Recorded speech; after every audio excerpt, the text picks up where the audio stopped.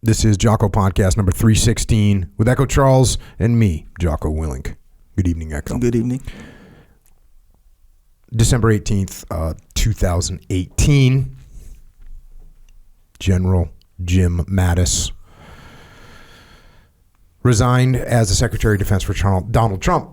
And he did that. He wrote a letter. And in that letter, he said, quote, "Because you have the right to a Secretary of Defense whose views are better aligned with yours, I believe it is right for me to step down from my position." And clearly, General Mattis did not agree with what Donald Trump was doing or how Donald Trump was doing what he was doing. And so he stepped down, and you can read that letter online, the letter of resignation, and he did it in as respectfully as he could. I think after he did that, things got a little bit worse between the two of them. But the initial statement was certainly meant to be done in a respectful way from the Secretary of Defense to the Commander-in-Chief. But it was certainly a statement by him stepping down. When that happened, I was definitely disappointed to see General Mattis leaving that position. And because then it's a situation where he no longer has any influence over what's happening. And General Mattis, a highly respected Marine and leader in the military. But this kind of thing has happened before. A harder line was taken by Colonel David Hackworth when he spoke out against both military and civilian leadership in his interview toward the end of the Vietnam War. Interview with a news program called Issues and Answers, Sunday, June 7th, 1971. Here's some excerpts from that interview, and the whole interview is in the book About Face. But some of the excerpts from that, he was being interviewed by a guy named Mr. Tuckner. Mr. Tuckner said, "In your view, did poor training lead to higher casualties in Vietnam?" Colonel Hackworth replied, "I am convinced of it. I think that our casualties were at least 30% higher because of, or even higher than that, but I'd say just safely 30% because of troops that were not properly trained. I participated in a study group in the Pentagon in 67 and 68, which considered U.S. casualties caused by friendly fires. And the group was composed of highly experienced personnel that had served in Vietnam, and it was our conclusion that 15 to 20% of the casualties caused in Vietnam were the result of friendly fire. One man shooting another man, artillery, friendly artillery fire firing on a friendly element, friendly helicopters firing on a friendly unit, TAC airstrike on a friendly unit. And I could count in my own case, countless personal examples. For example, during the Battle of Dak 2, June the 17th, a rocket ship came into my A company's position by mistake and released its rockets right on top of the company, killing the executive officer and wounding 29 other troopers. I can recall in September of 1965, as my battalion was deployed, artillery was fired in the wrong place, killing 7 men in one of my platoons." The interview goes on. Mr. Tuckner says, "Did the upper echelon of the Army really ever become changed on this war? Did they learn from their mistakes?" Colonel Hackworth, "I don't think so. I don't think that the top level ever developed a realistic strategic plan, nor did they ever have tactics to support that strategic plan. And that is why perhaps we who have not been vocal should be charged for criminal neglect. Because it is our obligation, it is our responsibility not only to train our soldiers well, to lead our soldiers well, but to make sure that there are no mistakes made, that they are protected as well as possible from mistakes and error. And once you make mistakes, they must be surfaced, critiqued, identified, and remedial action taken." The interview goes on, and it closes out with this. Mr. Tuckner asks, "Colonel, do you feel it is possible you have become too emotionally involved in Vietnam?" And Colonel Hackworth replies, "I have become emotionally involved in Vietnam.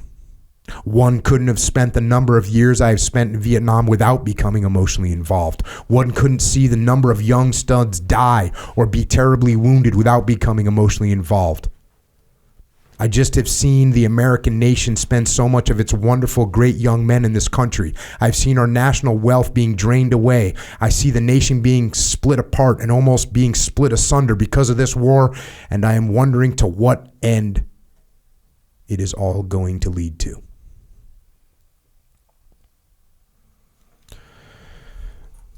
Obviously, Hackworth was drummed out of the Army shortly after that interview.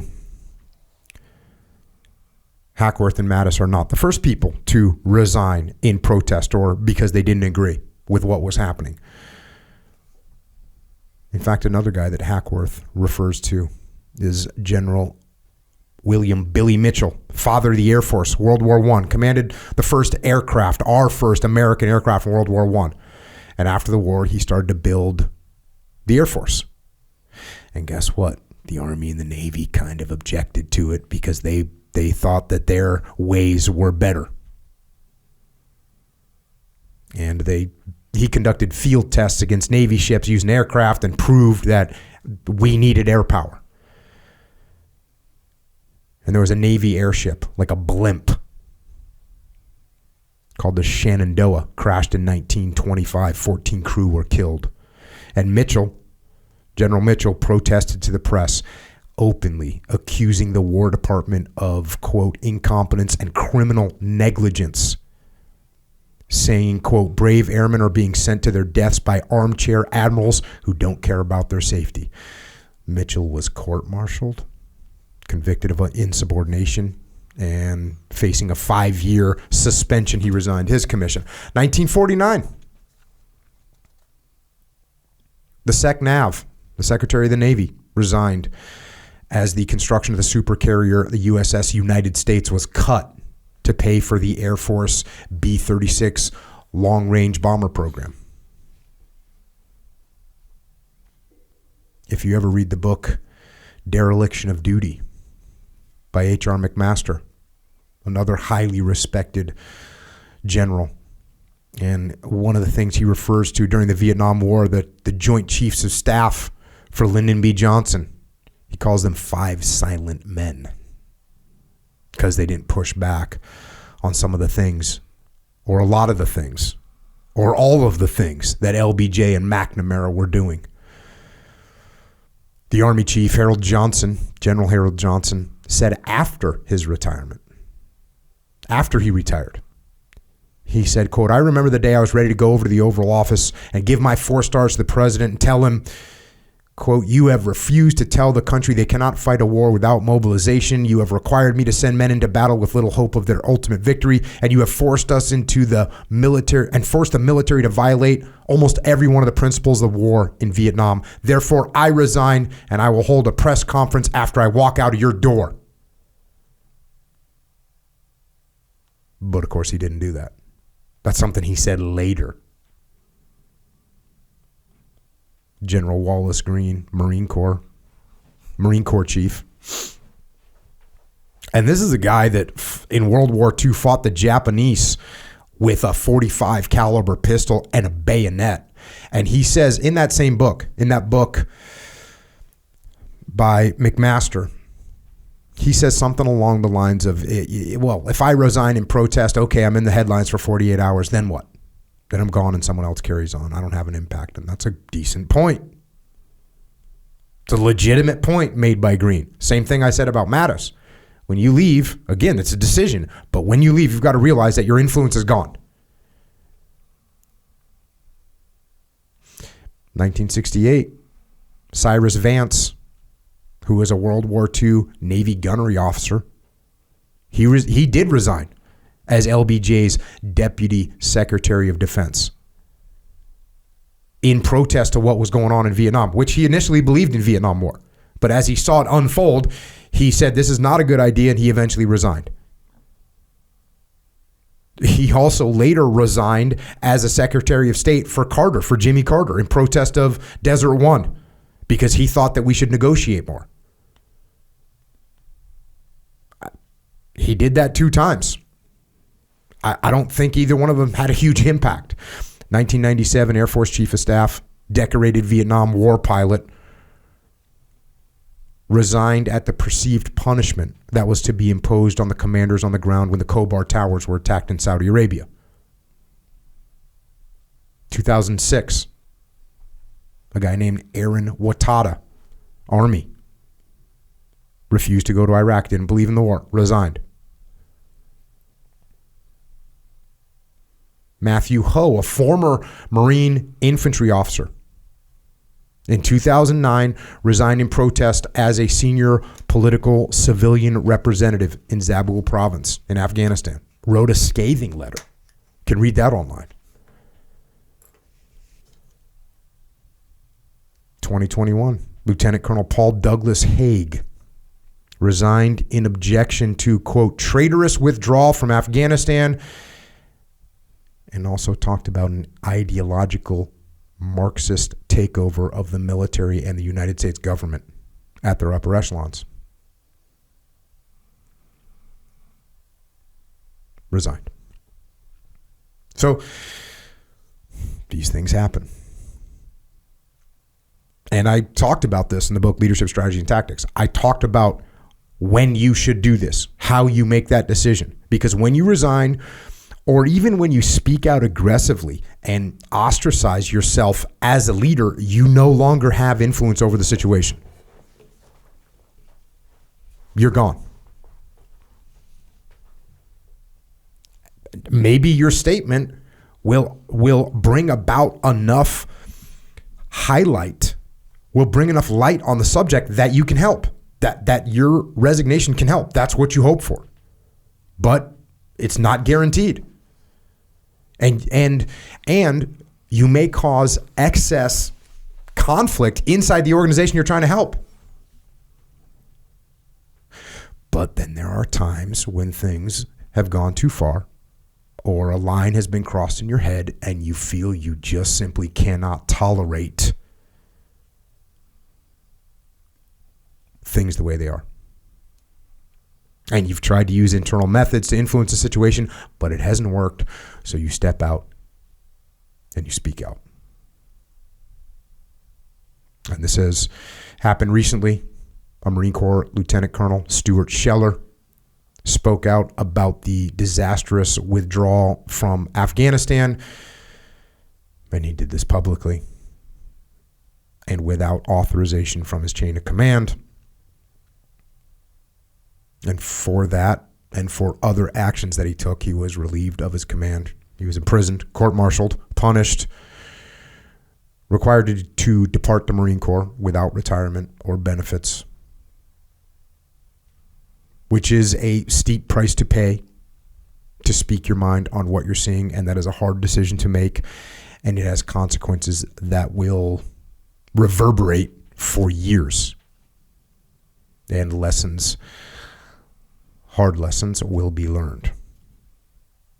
And tonight we have a chance to learn some of those lessons directly from the source as Stuart Scheller, former Lieutenant Colonel, former United States Marine, is here with us tonight to discuss what happened.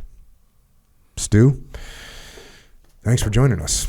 Jocko, thanks for having me. That intro gave me chills, brother. You laid that out pretty awesome. So I'm excited to be here, Echo.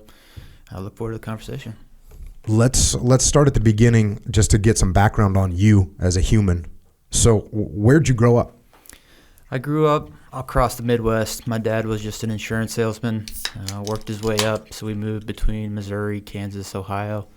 I ended up going to high school and college at the University of Cincinnati, high school in Cincinnati too. Mm-hmm. And then I moved out to Virginia. I got an accounting degree at the university. When you were in high school, was your mom working? Mom was a stay-at-home mom, so I've got 2 brothers and a sister, so 4 siblings. She was always there for us, driving us to soccer practice. I was a baseball and soccer player. Any good? Yeah, I was an all-state soccer player. I got a full ride, played a couple seasons, and I was always a captain, always a leader, enjoyed competitive sports. Did you make it to the state championships?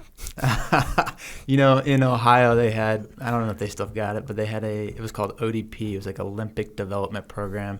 And so you'd have to try out for these regional ODP teams, and I made the team, but I don't think we ever won anything significant. And what position did you play? I played all over. I mean, I played club, high school, college, so, Usually I was a skinny runner. I was a lot skinnier back in the day. I was probably 140 through high school, so I was usually outside halfback sprinting. But as I got a little more muscle, they put me back in the defense. And then when I got to college, I was again smaller, so then they put me back on the outside midfield. And were you into school, getting good grades and all that? Yeah, school's always come pretty easy for me, so I was always on the honor roll. If I put in the work, I always got 3.5 to 4.0. Yeah. I mean, Did you say if you put in the work? Yeah. That's a big if. Yeah, man. I mean, I like to have fun. I like to play sports, and so school wasn't always my focus. But I knew getting a good education and wanting to build a good base was important. So if I put in the work of homework, I'd always do well. But there were times where I just wouldn't do it, and then you pay the consequences. Did you have interest in the military growing up? I didn't. So my grandfather landed at Normandy. And I looked up to him a lot, but after his Army service in World War II, he got out, was in the Federal Service, and his brother was in the FBI. So that's why I got my accounting degree. They were telling me, get your accounting degree, you can go in the FBI. So I always loved America, always wanted to serve, but no one in my immediate family, other than my grandfather, was in the military. And so through high school, all I knew was I needed to go to college and get a degree.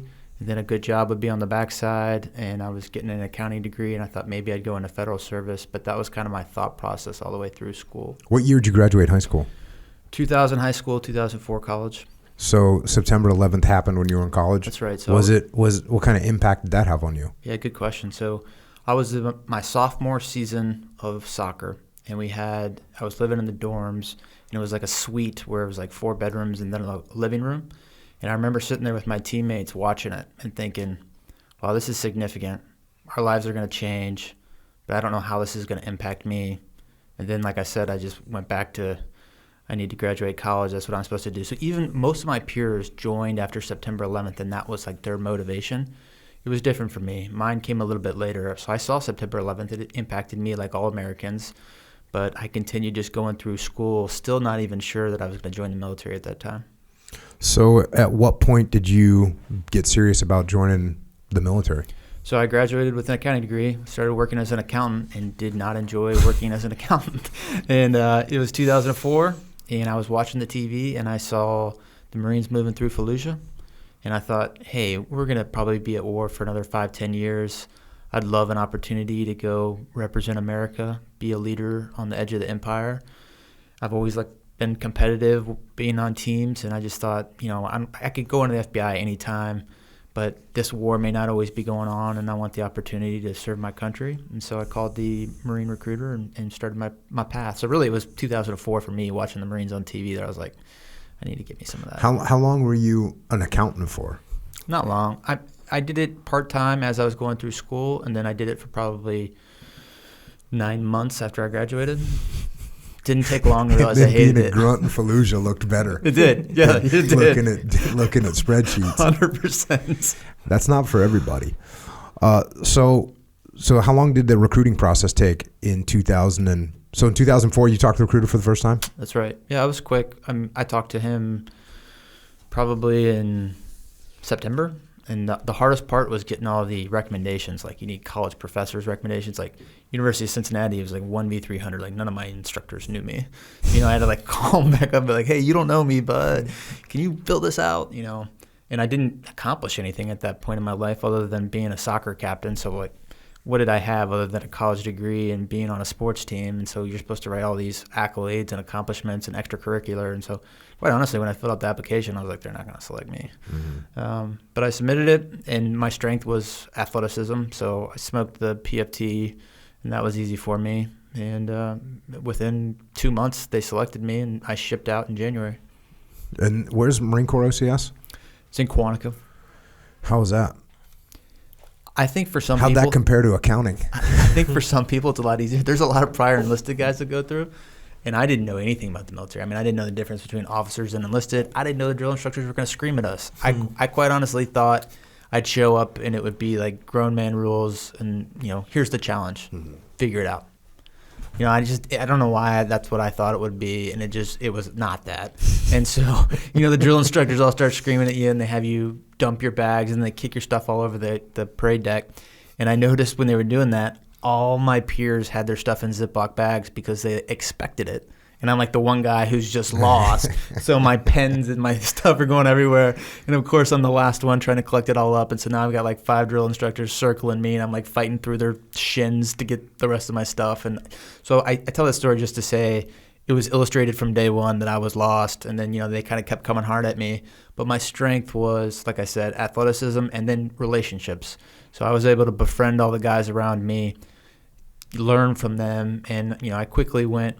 We do peer evaluations there too. So like in the first peer evaluation, I was at the bottom because I was lost. But by the third one, I was like in the top third, right? And so that meant a lot to me. So I was able to demonstrate to my peers over the period of instruction that like, hey, there might be more to this guy than the lost little puppy we saw on day one. And so that was kind of the story of my whole entry-level training. I mean, do they get rid of guys that are consistently at the bottom of the peer evaluations? They do. So the way it works is they do a board system.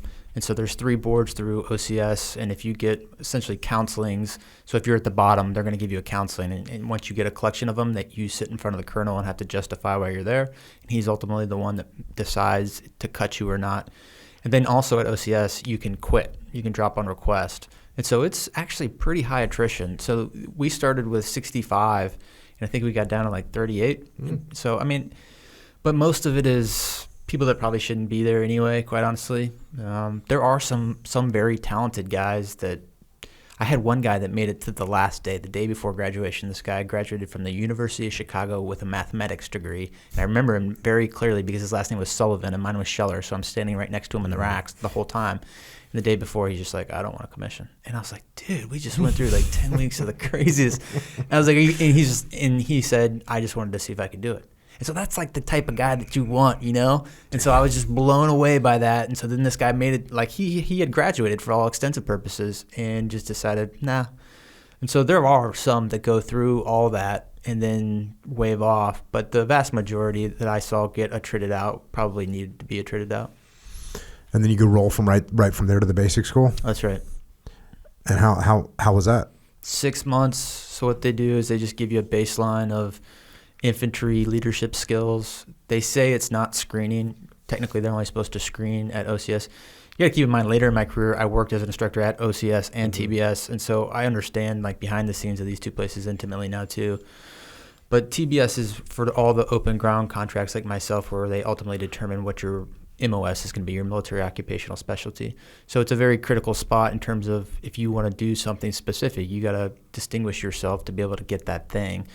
And you learn a lot. It's more of a college atmosphere, unlike OCS, Officer Candidate School, or Infantry Officer Course, which is like all field work.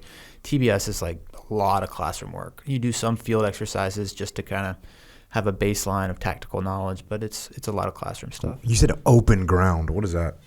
Open ground contract. So when you come in, you either come in as a law contract, an air contract. Law like JAG? Yes. No kidding. Yep. So law, air, or ground. Those are the 3. And so Check. Bottom line is when you're at TBS, they can't manipulate the law or air contracts. Those are already pre-written. But everybody else, they determine their military occupational specialty at TBS. And how did you perform in TBS overall? I was the same thing. I showed up. I was lost. Quick story on that. So there's a transition where you go from sleeves down to sleeves up in the Marine Corps. Lost. Lieutenant Scheller didn't know that. No one explained it to me at OCS. And so we show up, and so the transition happened to be just between the 10 days we had between OCS and TBS. And so I show up to check in, and I'm the only one with my sleeves down, right? And everyone's like, why don't you have your sleeves up? And I'm like, well, all right. So again, day one, I'm the one that doesn't know anything. And it was the same thing, peer evals. I had to work my way up, and I did. And I was academically probably in the bottom third just because all the tests, it was just rogue memorization, and I tried to memorize it. A lot of guys that had been in the Marine Corps before, it was just a little bit easier because they knew the knowledge inherently. But what got me up was leadership evaluations are weighted pretty heavily, and I always did really good on the leadership evaluations. How does that work? Was that in a field problem, somebody watching you and evaluating how you're doing? Yeah, so the grade breakdown at TBS is 40% leadership, 30% academic, and 30% physical. And the leadership is built upon different exercises where you're evaluated by your instructor. So it's fed by things that you do, but still ultimately it's subjective. And even in the leadership score, what they do is, so if a platoon commander has 50 guys, they have to rank you 1 through 50, so they can't give everybody hundreds. So to make it fair, there's actually an algorithm where they have to stick it in, and so that's how you get a leadership grade. Is it just a typical sort of battlefield problem that they're putting you on? Are you running an ambush? Are you running a patrol? Yeah. Or is it like, what's it like? What are they grading you on? Yep. So some of them are leadership reaction courses where it's like a complex, it's not complex, but there's a problem that you have to solve. And typically they're not solvable, but they're determining how you navigate the situation that's not solvable. There's situations where you're the patrol leader. Hey, take your squad and go attack this fire team on this hill, and they'll evaluate you based on that, right? There's peer evaluations feed into it. So there's quite a few, probably about 5 or 6 different things that you do. Mostly, I think probably the heaviest weight is in the tree line, you're a squad leader. So typically it comes down to you're a squad leader, you're doing FEX 2, you're doing FEX 1, which stands for field exercise. So they have all these field exercises, and they just make you a leader of whatever.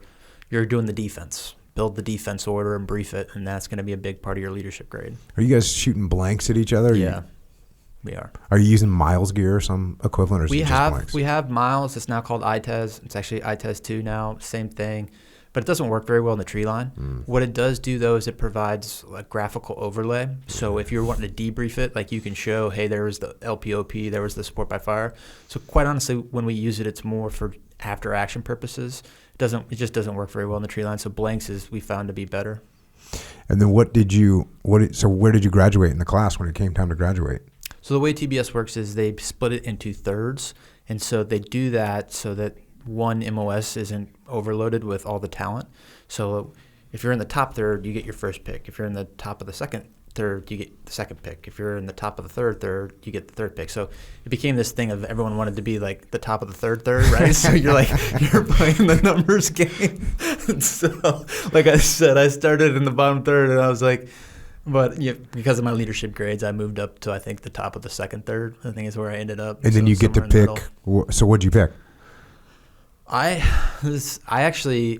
wanted to be infantry, and at OCS, I said to my drill instructor, I want to be an infantry officer. In fact, when I was going through the recruiting pipeline, my OSO even told me, that the guy that does my recruiting, he's like, I got an air contract, and I was like, no, I want to be on the ground with a gun. Watching the TV, Marines, Fallujah, I was like, I want to be on the ground with a gun, leader. So at OCS, then I told them, I was like, I want to be an infantry officer, and they just were like, infantry officer Scheller, blah, blah, blah. I was like, why were they freaking out about that? I think it's just all part of the show. Okay. It's a song and dance, right? Sure. They just want to kind of knock you down. In fact, some of them are still friends with me. But at the time, you just don't really fully appreciate it. And so those were kind of still bouncing around in my head. So when I got to TBS, I actually had infantry number 3. So I put combat engineer and intel officer above it, 1, 2, and 3. Mm-hmm. And they call him SPC, staff platoon commander. He's a captain. He was an infantry officer, and he just looked at me. He was like, Scheller, you're going to be a fucking infantry officer. And I thought he was joking. I was like, all right, well, yeah. And then it came time for selection. I was waiting for him to be like, intel officer, combat engineer. He's like, infantry officer. And I was like, sizing him up, like, you joking? And he's like, no, I told you, you're going to be an infantry officer. And looking back, there is no way I would have made it as long as I did had I had any MOS other than infantry officer. I just didn't know what I didn't know then. I mean, it's by far probably the best choice. And so in a lot of ways, that guy shaped my life and career, and I was really grateful that he did that. So then you get infantry, then it's off to infantry officer school? That's right. And how long is that school? 3 months. And how was that? Where was it? So I went through OCS January to March of 2005, TBS April to September 2005, and IOC September to December 2005. So it was rapid fire. A lot of times because based on when schools pick up, people will have 2 or 3 month breaks. But for me, it just worked out where in 11 months from showing up to OCS, I was standing in front of my platoon. So by mid-December, I was there. And you must have been getting guys that were coming fresh back from Fallujah that you watched on TV that were your instructors. It's better than that. When I showed up to 1-8 was the center battalion of that attack that I watched on the TV. And the first speech I gave my platoon was like, hey, I'm your new platoon commander. Half of them were in sweats. And so I took my platoon sergeant aside after the fact. I was like, hey, why aren't they in the proper uniform? He goes, sir, they all have doctor's notes because they all have shrapnel still in their body from the push through Fallujah. And that was like the moment for me where it was like, oh, my God. Like, this is real. I mean, it's just like the weight of the world hits you, the responsibility. So, yes, it was very real when I showed up to my units. How was infantry officer school? That is probably one of the best schools, bar none. I mean, they really do a good job of preparing you. And I mean, it is just 3 months of intense infantry training. And I really felt prepared showing up for my platoon. I mean, the Marine Corps does a great job of putting a product in front of the platoon in terms of officers. Now, are you going to get some that slip through the cracks? Absolutely. There is no perfect system. But I'll say holistically, from a guy that just wanted to learn and wanted to be a leader, they did a really good job of preparing me. So are they setting up, are you in a platoon and you're basically taking turns as leaders going out and running operations? That's right. The whole time? The whole time. It's in infantry officer course, it's a lot more current TTPs as well, whereas the basic school is the fundamentals and green side of building a defense, very conventional type stuff, the timeless principles, whereas infantry officer course is like, this is the new RCO. This is the IED that's in Ramadi right now, so on and so forth. This is how we do patrol in 5 and 25s right now. And so there's still a lot of timeless stuff that goes on in IOC, but it was really nice to get a lot of current TTPs coming through that schoolhouse. And then the instructors, too, at IOC, if you're a captain and you're an instructor there, you're hand selected, and most of those guys go on to become generals, quite honestly. So you get the creme de la creme in terms of young captains that have just come off their first tour. Like the Marine Corps picks the best to go to TBS, and then from TBS they pick the best out of TBS to go to IOC. And so you really just get great instructors. Like I had Brian Shantosh, who was Silver Star. I had Marcus Mines, who he got relieved recently as a battalion commander, but in terms of like deep thinker, warfighter, like there was no better. So I had a group. It's quite funny when you look at my instructors. A lot of them burnt out, like the Shantoshes and the Mines. But I don't think I've ever ran into a group of officers that maybe were more outside the box thinkers and war fighters than that instructor cadre that I had there. When you look back at that time, is there any lessons that stand out to you? Like, oh yeah, that operation left a huge impact on me. I think just the mental toughness that the instructors have pressed upon me every single day is what I left with. I mean, I walked away with an impression that these infantry officers are the real deal. They're war fighters, and they know their trade.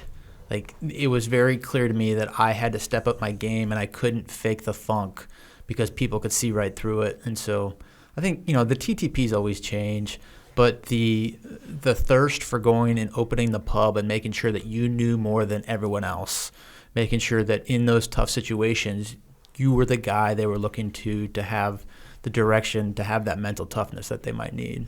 Are you guys doing live fire, blanks, both? Mostly live fire. IOC is mostly live fire. Obviously, you're not shooting live fire at each other. So in the situations where we did force on force, it was blanks, but it was a ton of live fire.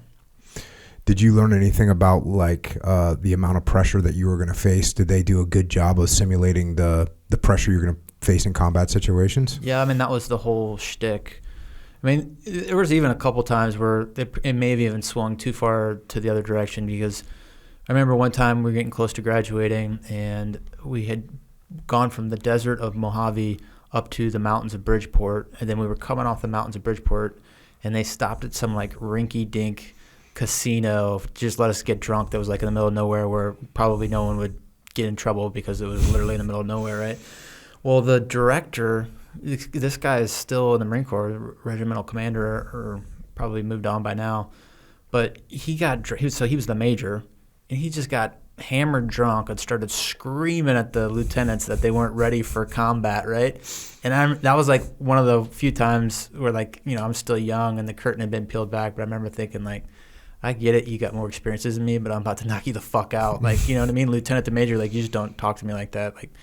And so, yes, they did a very good job of preparing us, but sometimes I felt almost to the point where it got a little unprofessional at times. There's a line on how you treat a man. I'll rise to the occasion when given the opportunity, but I don't want to be denigrated. And then from there, that's when you went to 1-8. That's right. Yep. So in fact, most of the guys, because we graduated right before Christmas, most of my fellow students took Christmas break and then showed up in January.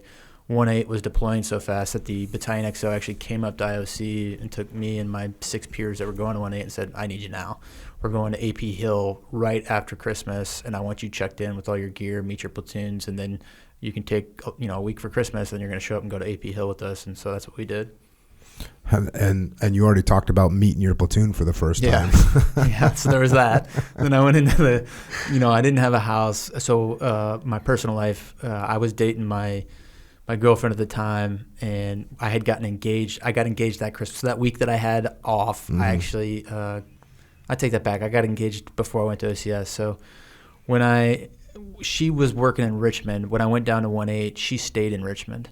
And so I was living in like this shitty apartment because I knew I was going to deploy in 6 months. My plan all along was to just do the first tour and then go up to Richmond, get out, and be with my wife.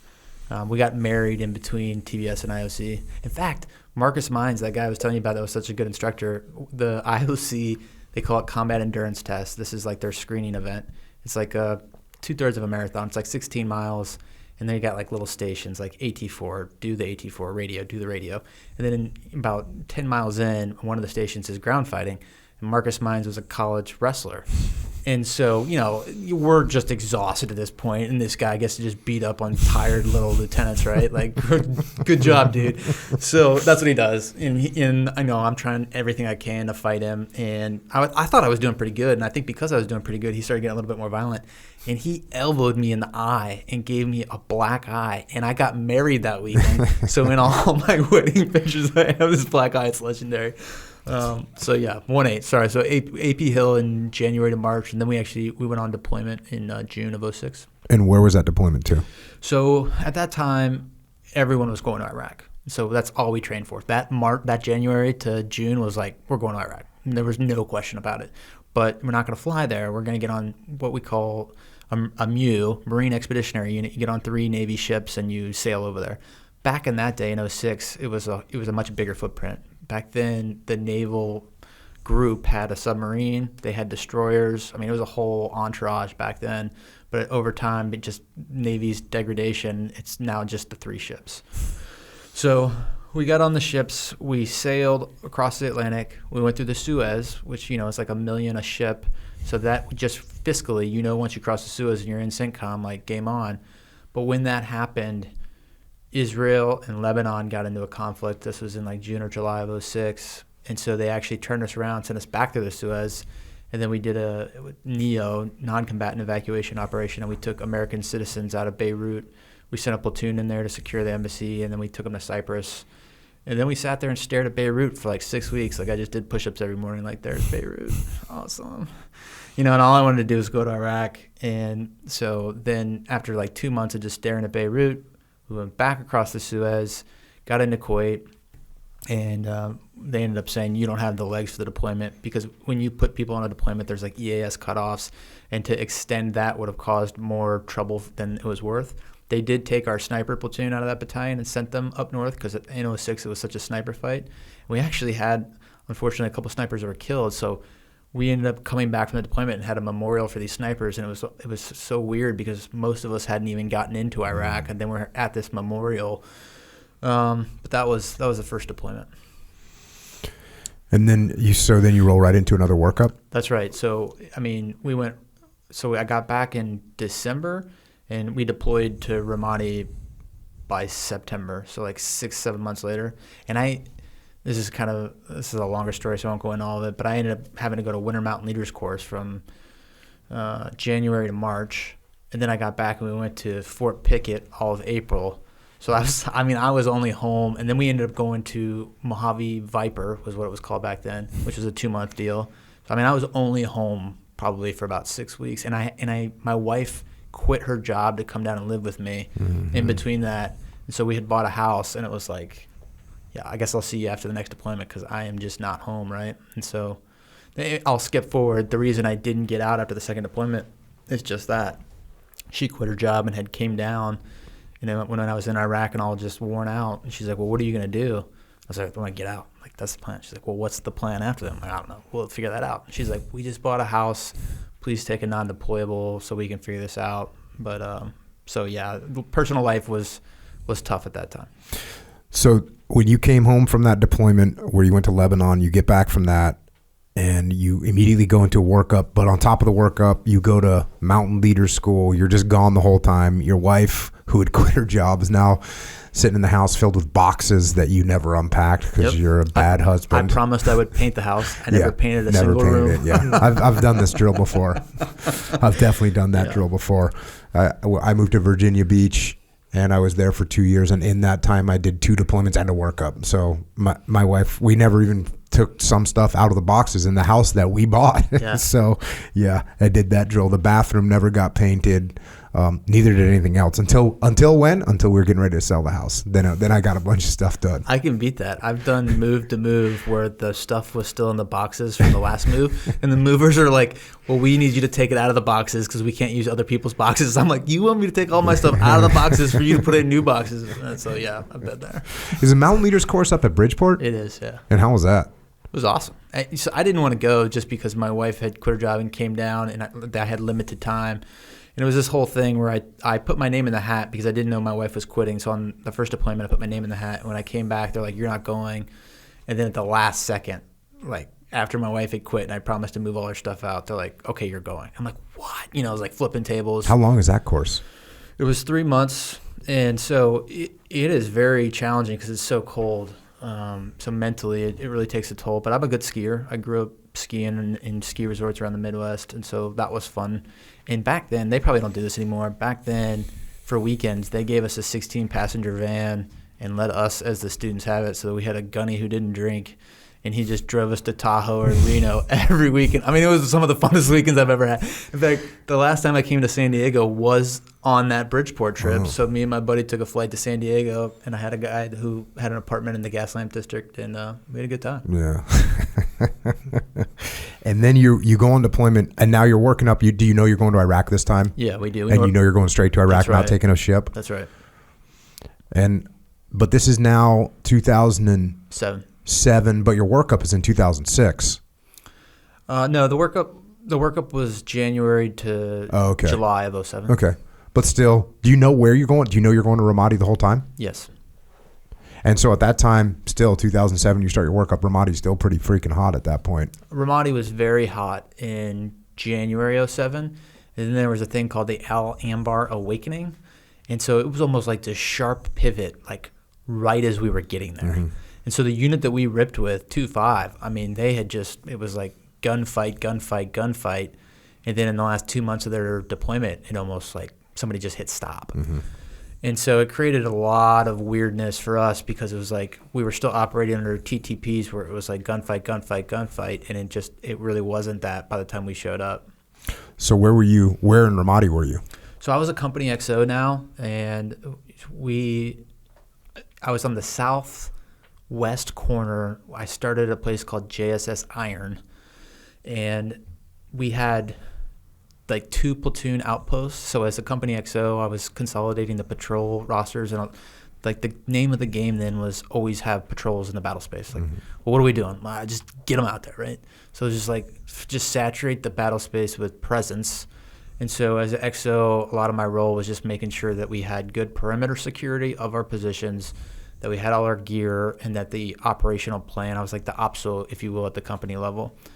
And then about 3 months into the deployment, they moved us because we were at that time trying to move out of the city to further outposts to allow the Iraqi police to have more control. And so we basically built a FOB from the ground up. It was called JSS SUA, and this was all the way in the southwest, out of the city now. And it was called SUA because it was literally, I think, built by a sewer, and there was nothing there. And, even though we had been in Iraq since, 2003, it was like we had never been in Iraq before, so it was like baby wipe showers, no chow hall. I mean, it was awful. It was bad. And so we did that. We finished the deployment there. And what was I know things had settled down a lot when you had patrols out in the city. Were they taking any contact, or was it? Yeah, we had one platoon that got in some contact. The problem then, it was almost, I don't want to say more dangerous, but it was like you'd get lulled into a false sense of stability, and then there'd be a suicide vest attack, and you'd lose guys. And so my best friend, so I did the first deployment in Bravo Company. I was platoon commander. And so when we got back, I was still a platoon commander in Bravo Company. They moved me over to Alpha Company to be the XO. So I still had a lot of good friends that were platoon commanders in Bravo Company. One of them, this guy's name was Dave Borden. We used to make dinner. He was a Pittsburgh Steelers fan. I was a Bengals fan. So we'd always have like rivalry games together with my wife.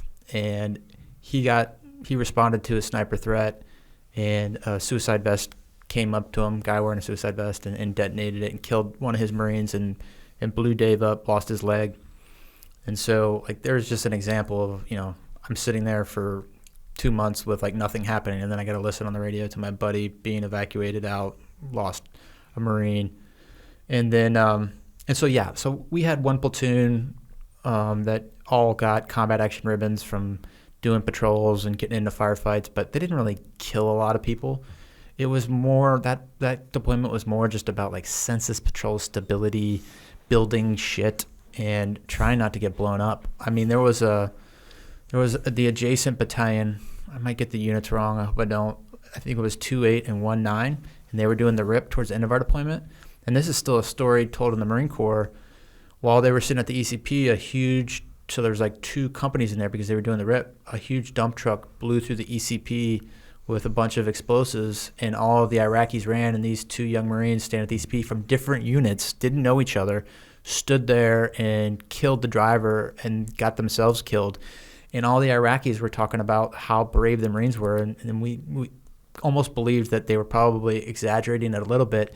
And then after this huge explosion, one of the cameras, even though it looked like it was broken, still had the footage.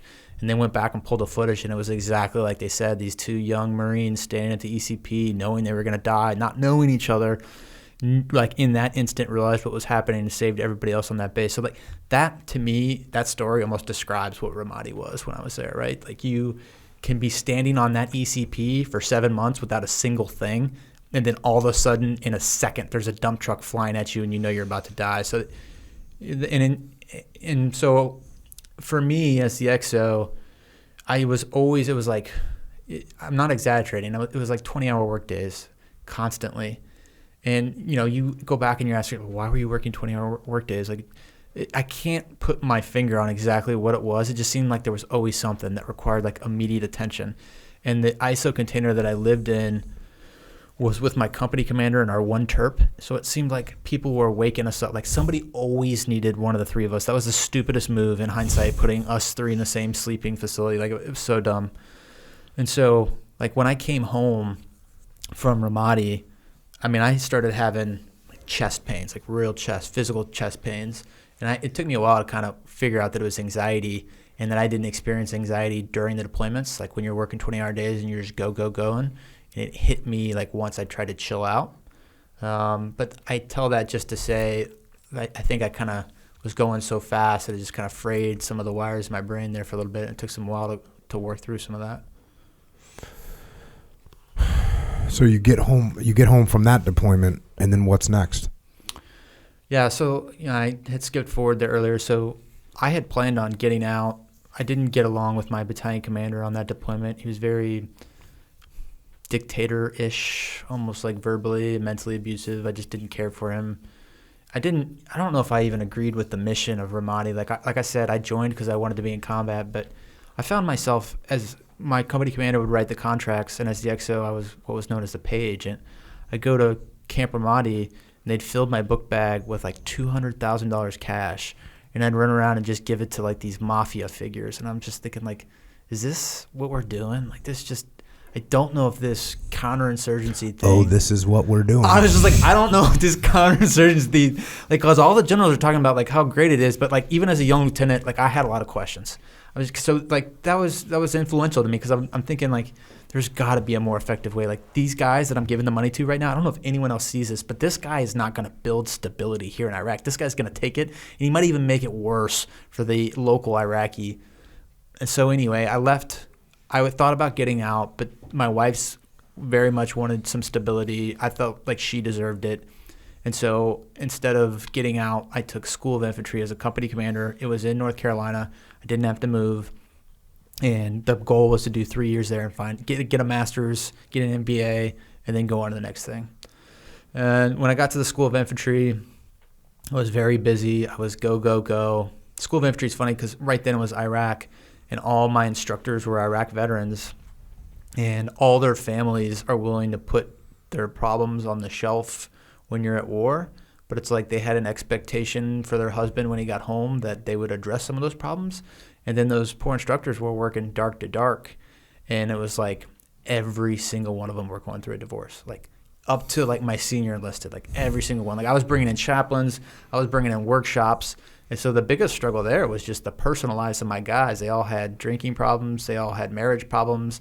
They were all working through their own demons and then trying to teach 300 privates how to be infantrymen without losing their cool, not flying off the handle. And so that was kind of more emotionally draining than I thought it would be.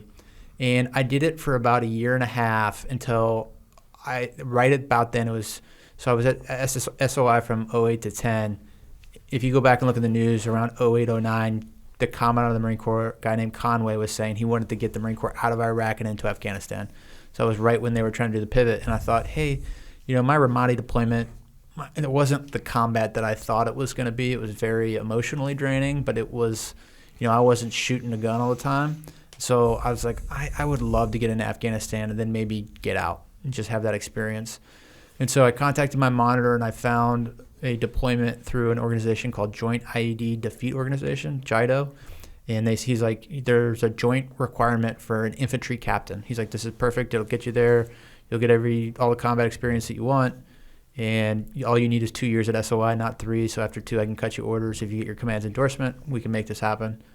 So I went and talked to my boss, and my boss didn't want me to do it. He was very reluctant. He wanted me to be the OPSO or the HNI company commander, which is like the senior billister. Like, he liked me. Were you instructing at all when you were at the SOI, or were you more just like overall in management position? Yeah, so you get 300 privates. So SOI is in 2 camps. So there's MCT and ITB. So all enlisted Marines that are not infantry go to MCT, and they get it's evolving now with the new force, but back then they got like 2 weeks of infantry training.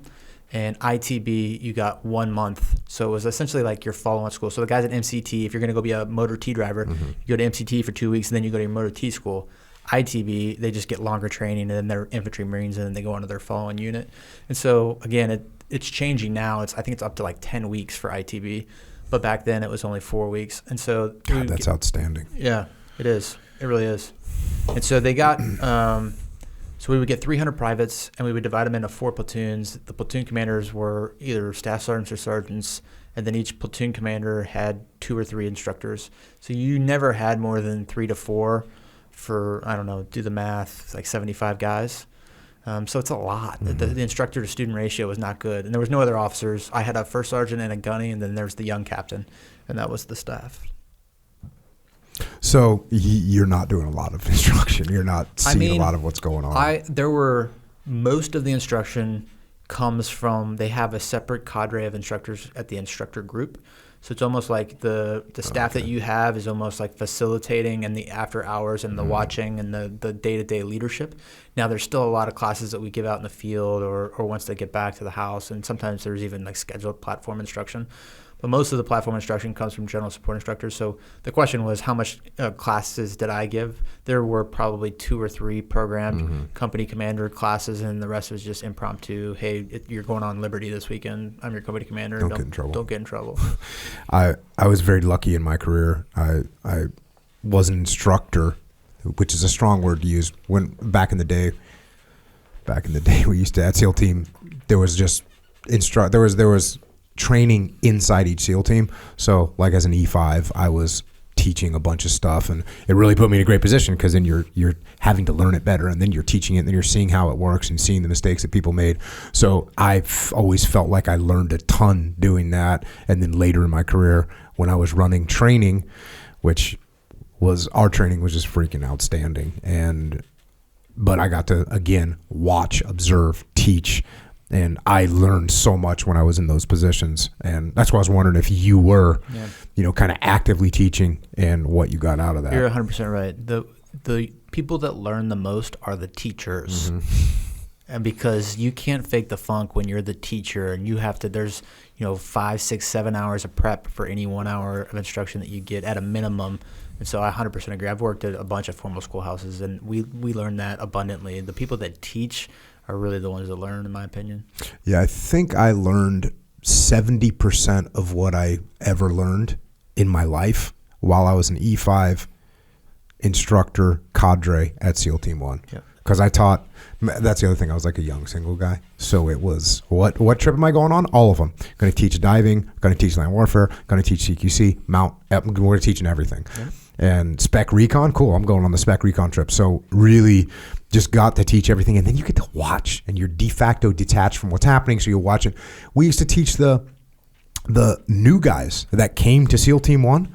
We would put them through their initial course of training. So then I'm watching the young officers. And I was an enlisted guy, but now I'm watching these young officers and seeing like, oh, this guy is getting totally, he's spending all of his time shooting his weapon, so no one's making any calls. I never am going to do that. I'm never going to make that mistake. And this guy over here is imposing his plan on the rest of his squad, so they're all pissed at him. I'm not going to make that mistake. So I got to learn, like I said, I might even be more than 70% from just being a young E5 teaching at SEAL Team 1. And then also, you had these senior guys that were super knowledgeable, and they're teaching you. That's just freaking a good way to learn.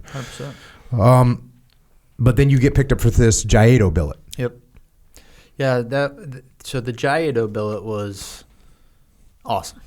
I mean, it was awesome. So I had no training. So, I mean, you have heard my story of all my training in terms of IEDs. So an EOD guy goes to school for 6 to 9 months, depending on what branch of service. And what they did was they put me in Crystal City in a Hilton lobby conference room, and then like had a fake name for the conference, shut and lock the doors, and they had some like old IED maker, and he gave us like a crash course on how to make a circuit essentially, and then how the explosives work. And so we did that for 3 days, and then they shipped me down range, and that was that. And I mean, it was crazy when you think about it. And I ended up. Then you were the IED expert. Then I was the IED expert. I don't think they ever expected me to be the IED expert. They wanted. EOD is obviously the IED expert, but what the billet was supposed to do was be the infantry interface to have enough knowledge of IEDs, but to think like employment of infantry stuff and connect the route clearance platoon and the EOD, and then be able to translate that into whatever's important to the battalion commander. So you get your 3 day of school, and then you deploy right to Afghanistan. That's right. Yep. How was your wife on this whole scenario? My wife. How stoked was she? So, dude. All right. Yeah. So we got. Because she's like, oh, you're home. That's right. You kind of have a normal job. I'll beat you. It's almost like a night. Then I got her pregnant. So she was 3 months pregnant, and then I went to Afghanistan. Right. I'll tell the story, because it just kind of illustrates the stress on a military family. So we were going crib shopping. She knows I'm going to Afghanistan. We knew I was deploying when she was 3 months. So we're going crib shopping, and we went in like, this is like the third store. Like, I hate shopping. So we're in like the third store, and I see a crib. I'm like, this one. I want this one. Let's get this one. And she's like, I want to keep looking around. And I'm like, well, I'm just going to stand here by this crib that I like, and you can keep walking around, and I'll be right here. And then she just broke down crying. And it had nothing. Was this the first baby? Yeah. Was this the first kid? First kid. Yeah, this is a bad tactical move. I know.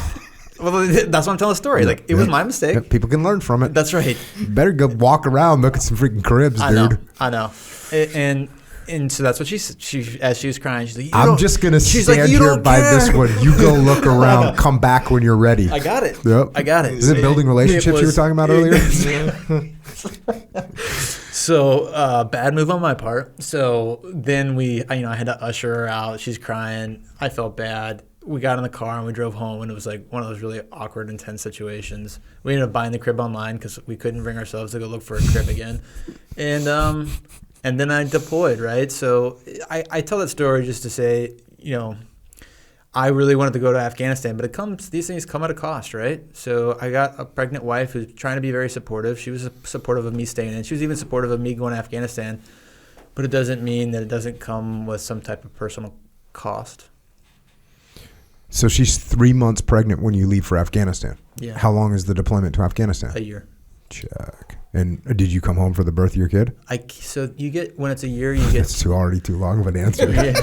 You get 2 weeks but I missed the birth. But I was able to come home like right as she, like 4 days after the birth, so right after she got out of the hospital. So I did get 2 weeks with them.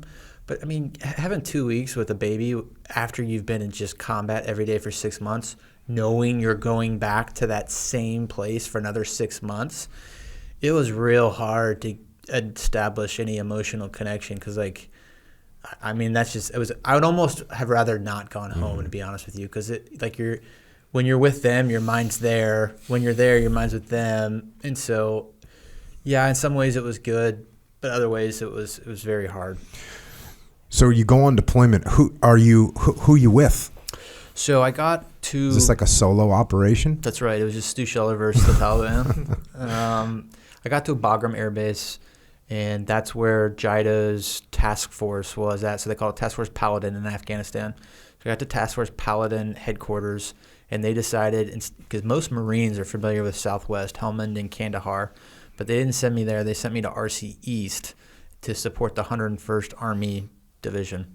And so I got out. The first unit I got to was a battalion called 3187, and they were in East Paktika province, and the FOB I got to was Orgun. And their company FOBs were all so dispersed that anytime we had to take them logistics, it was like a one-day road trip throughout clearance platoon and EOD, and anytime there was an EOD response, we had to fly out on the fly line. I mean, it was just, I say that just to say it was very distributed. And like most people or Marines picture of Afghanistan is just like desert wasteland. It was like the Rocky Mountains where I was at. I mean, it was not what I was expecting. I got up there and I was like, this is not the desert. And so you could see Pakistan from where we were at. It was cowboy country. And then what were you doing? Well, I guess explain a little bit more detail. Yeah. So there's a logistics supply that needs to go to some outstation. I'll illustrate with one war story from that time frame. So one of the company FOBs hadn't been resupplied in a while, and so they planned this because in the July, August it was raining a lot, and so when it rains, the aircraft couldn't fly the logistical supplies, and just because with all these jingle trucks, it was easier to move logistics. So we took this huge patrol. So I went with EOD and Route Clearance Patrol and all these logistics trucks out to this company FOB and dropped it off. And then when we got there, they said, hey, we've got this platoon outpost over here on the border near Pakistan that just hasn't had whatever in so many days. Like, we really need you guys to push this stuff out here. We here at the company FOB don't have the assets. So you call back to the battalion, and they're like, yeah, if you can, that would be great. And so we do. So the next day, then we go from this company FOB out to the platoon FOB, and we left at like 8 a.m., So how many vehicles are you bringing with you? So you got just rough estimate. Route Clearance Platoon is probably a dozen. You got the EOD truck in there. You've got. Are you guys in MRAPs? What are you in? What are vehicles? Yeah. Everyone's in MRAPs? Well, it's MRAPs and JLTVs mix. But they also had a lot of the logistic trucks were jingle trucks. You know what that is? Like a Afghani flatbed. And then you've got the Afghan National Security Force. So they're all in their F-150 pickup trucks. And then you got probably an infantry platoon or company for extra security that may be in just Humvees. And so it's this. So this is a big convoy. Long collection of different players. Damn. And so we drive through to get to these things on the border. There's not roads. You're driving through like the creek beds of the mountain crevices. And we get to there at like, let's call it 1 or 2 o'clock in the afternoon. So there's 15 vehicles, 20 vehicles? I'd say like 40. 40 vehicles to go out and resupply a platoon. Yes. Which, by the way, has 40 guys. Yes. So Correct. this is like, Correct. Already you can see this is like crazy shit going on.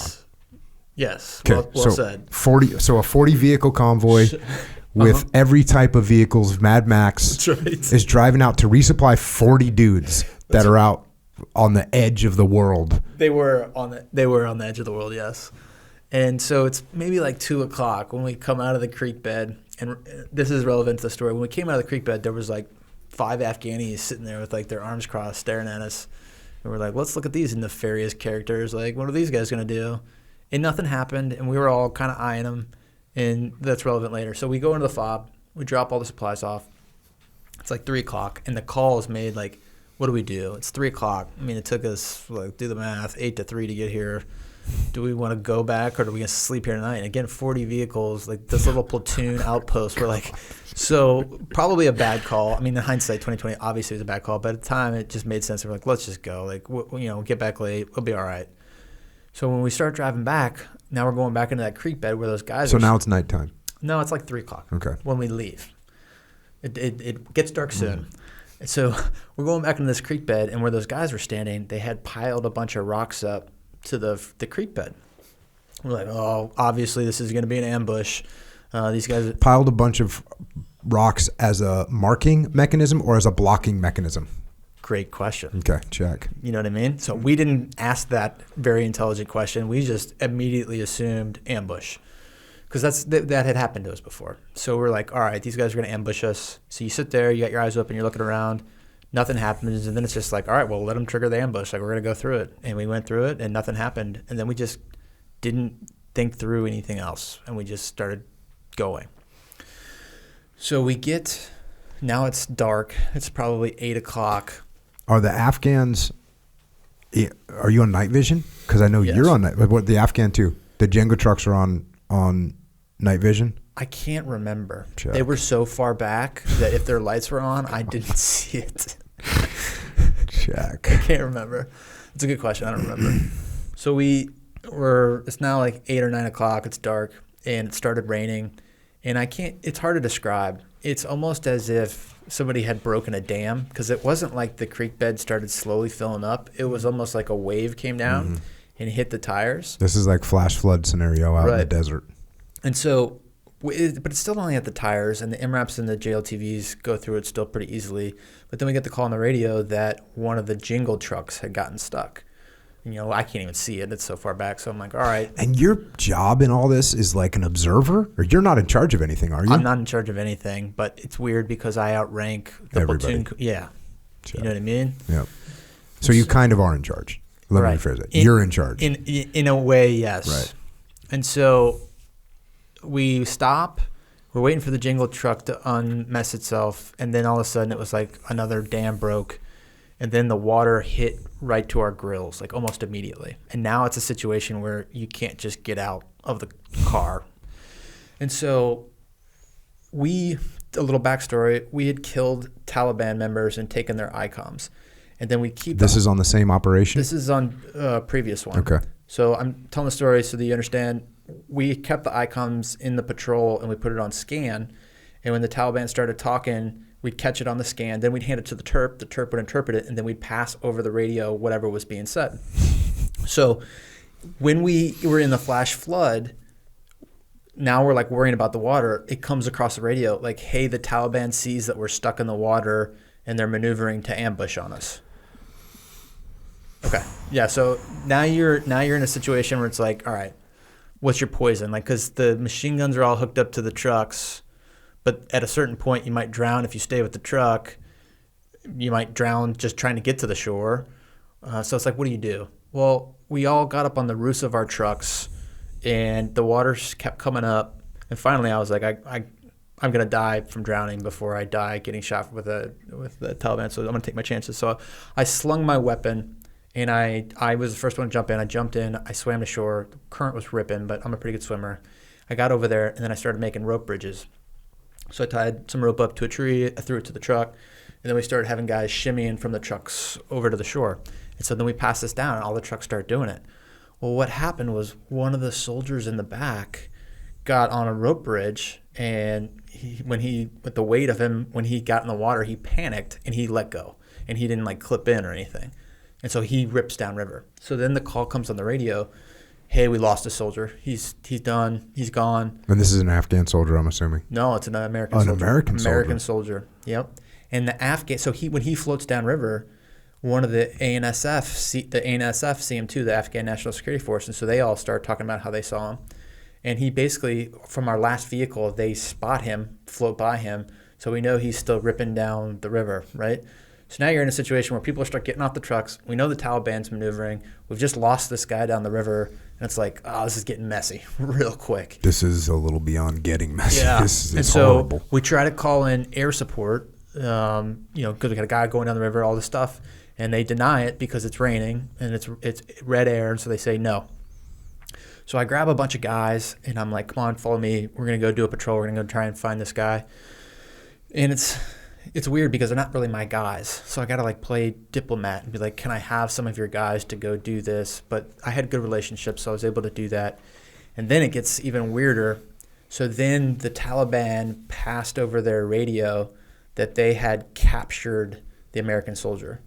So we picked up chatter that the Taliban has the American soldier.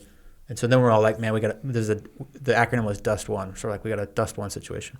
So we call that over the radio. And previously they said they wouldn't send aircraft. But this time, because we're right there on the border of Pakistan, when the Taliban confirmed that they have one of our men, they're like, we're sending air support. So they send this section of Apaches like immediately. And it was awesome. I mean, it was a female section lead, and I was listening to her on the radio, and she must have killed like 20 dudes. And she was just like stoic, like killed 5. Secondary explosion, RPG, he's dead. And like we were just watching her just like sweep this hillside, just laying waste. And I'll just fast forward to the end of this story. What happened was the soldier, we ended up finding him the next morning. He washed downriver, he drowned. And we ended up actually we thought he had been rigged with explosives. And so my EOD tech put his bomb suit and walked up to him in the river and cut him down. And when he floated downriver, I actually caught him and pulled him out. And I don't know if you've ever seen anyone that's drowned, but like their stomach expands and they get all these veins. And what had happened was the Taliban, even though we were listening to them, they were monitoring the ANSF radios. And when the ANSF saw the soldier float by, they got on their radios. The Taliban heard that. And then they, knowing that we were listening to them, passed misinformation to get into our loop. But when I reflect back on it, them doing that triggered the Apaches, which ultimately killed all of them. So it's just one of those situations that, so you asked me, like, what did we do? Like, there's a story of, like, you leave that and we're doing a resupply for a platoon fob, and you just walk away from, like, there's just a lot to unpack right there. So did the water eventually recede and the vehicles were able to drive after that? The next morning it went down, and we were able to get all the vehicles out because we brought from external sources some wreckers to help us pull stuff out. But they made us go up and down the river looking for the soldiers' rifle and MVGs, which we weren't going to find. But we spent probably until lunchtime the next day just walking through the water, acting like we were going to find that. And finally somebody made the decision to stop, and then we got back on our trucks and left. And what's the op tempo like for you? So that's one mission. That takes 2 days, 3 days. Yeah. What are you doing after that? So, then you go back to the company fob, maybe spend a day, reset, and then you drive back to the battalion fob. And then I involve myself in the battalion battle rhythm, the meetings. I continue to offer advice, but every time we're back at the battalion fob, anywhere in the battalion battle space where an IED is found and my EOD techs fly out there, I would go with them. I can just keep going for stories all day, but here's an example. In that same space, there was a helicopter that was flying a ISO container of machine guns out to one of the outposts, and it pickled it, which means I don't know what happened, but they decided to drop the ISO container in the middle of the mountains. So they're like, hey, we need you to go up there, check it out. We want to send EOD because there might be explosives in it. So we fly up there, we get to the thing, see if we can re-sling load it. We can't, so we're like, we're just going to blow it up. They're like, no, you can't blow it up. It's got machine gun and stuff. And we're like, well, it's all burnt. They're like, it doesn't matter. You got to carry it out. So I was literally carrying like 250 cal receivers like through the mountains, and it was all unusable, but they didn't want to leave it there. And we were supposed to fly out that night. So I didn't bring, this is such a stupid move, I didn't bring like warming layers or things for the next day. And of course, because it took us so long to carry all that stuff, then it got dark, and then the aircraft didn't want to land in the mountains. So we had to spend the night up there, and I almost froze to death. I remember the only thing we had was a body bag, and I slept in the body bag, spooning another man so that I wouldn't freeze to death. Talk about in your head when you're like in the body bag, right? Mm-hmm. Yeah. As you're doing these operations, what are your, you mentioned that earlier when you're in Ramadi and you're handing out, thousands and hundreds of thousands of dollars to various people, and you're starting to think from a strategic perspective, this doesn't seem like maybe the greatest idea in the world. When you've got 40 vehicles going out to resupply 40 soldiers out in an outstation somewhere, and the risks involved, and now you lose a soldier, which is freaking horrible. And now you're going to a mountaintop to recover destroyed weapons because you're not allowed to blow them in place. What are your thoughts of this now? How long you been in for at this point? So that was 11, so 7 years. So you've got a little bit more maturity as a human and as a military officer. Are you starting to wonder what the hell's going on? Absolutely. I mean, you just outlined really good points right there. I think what ate me the most when I took that 40 vehicles to that 40-man platoon, I could see Pakistan. I could see their bases. I could see where they shot mortars at us from, and we couldn't do anything. So when you talk about strategic problems, like, does America really want to win this war? Like, I can see the fucking home base right over there. Like, why can't I go over there and kill them? And so, I mean, when I look back at the Afghan war, I can't wrap my brain around that. If I was going to put service members' lives at risk, I'm going to do whatever it takes to win the war, or I'm not going to be there. But there was just a ton of things that we didn't do from a foreign policy standpoint to allow the service members to win the war. It's criminal almost. And so, yes, standing there at the border of Pakistan, I remember looking at their home bases and just thinking, this is crazy. And then how long this deployment is a 1-year deployment? Yeah. And in the middle of it, you go home, you miss the birth of your son, my first son, but you show up, 2-3 days after he's born? That's right. And now you're going through this transition of one day you're sitting there waiting to get blown up by an IED, and the next day now you're sitting looking at the new crib holding your son. Yeah. And I agree. I know it's horrible to say, but like the mindset of not wanting to be a part of that kind of while you're still trying to work. I never, in the Navy, we go on 6-month, maybe 7-month, maybe 8-month deployments, and I never went home from one of them. The Army would send guys home because they'd be on deployment. God bless them for 12 months, 14 months, 16 months. It was mandatory that they would send guys home. And even like battalion commanders would go home for 2 weeks to give guys a break and give guys rest and let them see their families. But you go home, it's 2 weeks at home. I mean, are you able to adapt at all, or is it just send me back? I think maybe if your home life was consistent, there might be some utility in it. But when my home life had changed so much, like my wife couldn't even stay in our house because she had just had a kid. She was bedridden. She was at her mom's. I'm not able to take care of her. She's having to have her mom take care of her. So I've got to, for my 2 weeks, go stay at my mother-in-law's. I've got a new kid. I mean, it was like I was living somebody else's life when I came home. And again, all you can think about is the constant combat you're going to go back to. And it was just a lot. You roll back over there and you just maintain this op tempo for the year that you're there. That's right. I mean, I ended up random operations, tag along on random operations. Well, I moved probably in October, November-ish. I moved out of eastern Paktika and moved into a province called Ghazni. And there was a district called Andar. And so we built a base from the ground up called Andar, FOB Andar. And I moved to support 187. So I went from 187 to 187. And back then, so this is in 2010, the Polish had run that AO for like 2 or 3 years. And the Polish don't fire unless it's in self-defense, don't do anything aggressively. And so that's why they put Americans there. And so again, we've been at war at 8 years at that point, and it was almost like uncharted territory in the middle of Afghanistan. I mean, Ghazni is like the economic center, maybe outside of Kabul. And so it was similar to Ramadi, where like I went to Suwa and we've been in Ramadi for 6 years, and all of a sudden I'm using baby wipes and we have no infrastructure, and it's like we've never been there before. I felt the same thing happen when I went to FOB Andar. It's like we're building it from the ground up, and it's even the kinetic threat. It was like no one had done anything. And that area was different than the first one I described, because the first one was much more distributed and it was just like these long day patrols. That one was very much like day in, day out, like foot patrol from the base or route clearance to just that adjacent little block over there. And So you were out. You actually moved to that outstation, to that fob. yes. And how big was that fob? How many people were there? Was it like a company fob? Was it a battalion? Battalion fob? headquarters, but all their companies were in company outposts. So I mean, there was only probably 200 people in it. Did they have a company there that they were utilizing for that AO? That was running operations for them. Yeah, inside? no, I understand the question. I think potentially one of the companies was in the battalion fob because obviously somebody owned that battle space. I can't remember.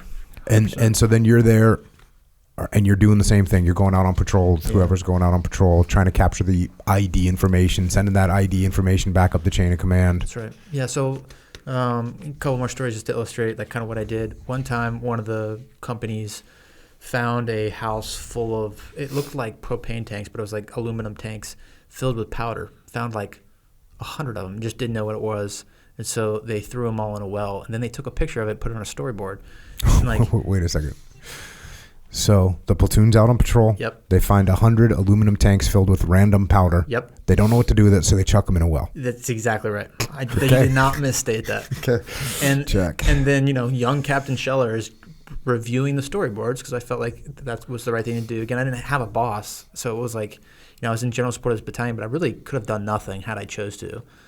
But I every day went through all the storyboards, went through all the SIGACs, went through all the stuff. Like was really trying to make myself. That story right there, like I could just imagine looking at one of my platoon commanders, like, okay, tell me that again. Yeah. Wait, so what'd you do? Yeah. Wait, what was in them? And you hucked them all in the well. And they were so ignorant, they then took a picture of it and put it in their storyboard. Usually when you do something that like raises an eyebrow and you're like, I don't know if I should have done that, you don't include it on the storyboard. But they put it in the storyboard. It's one of those things where I bet a platoon commander can articulate, well, we didn't know what to do. We couldn't carry him out. We didn't want the enemy to use him.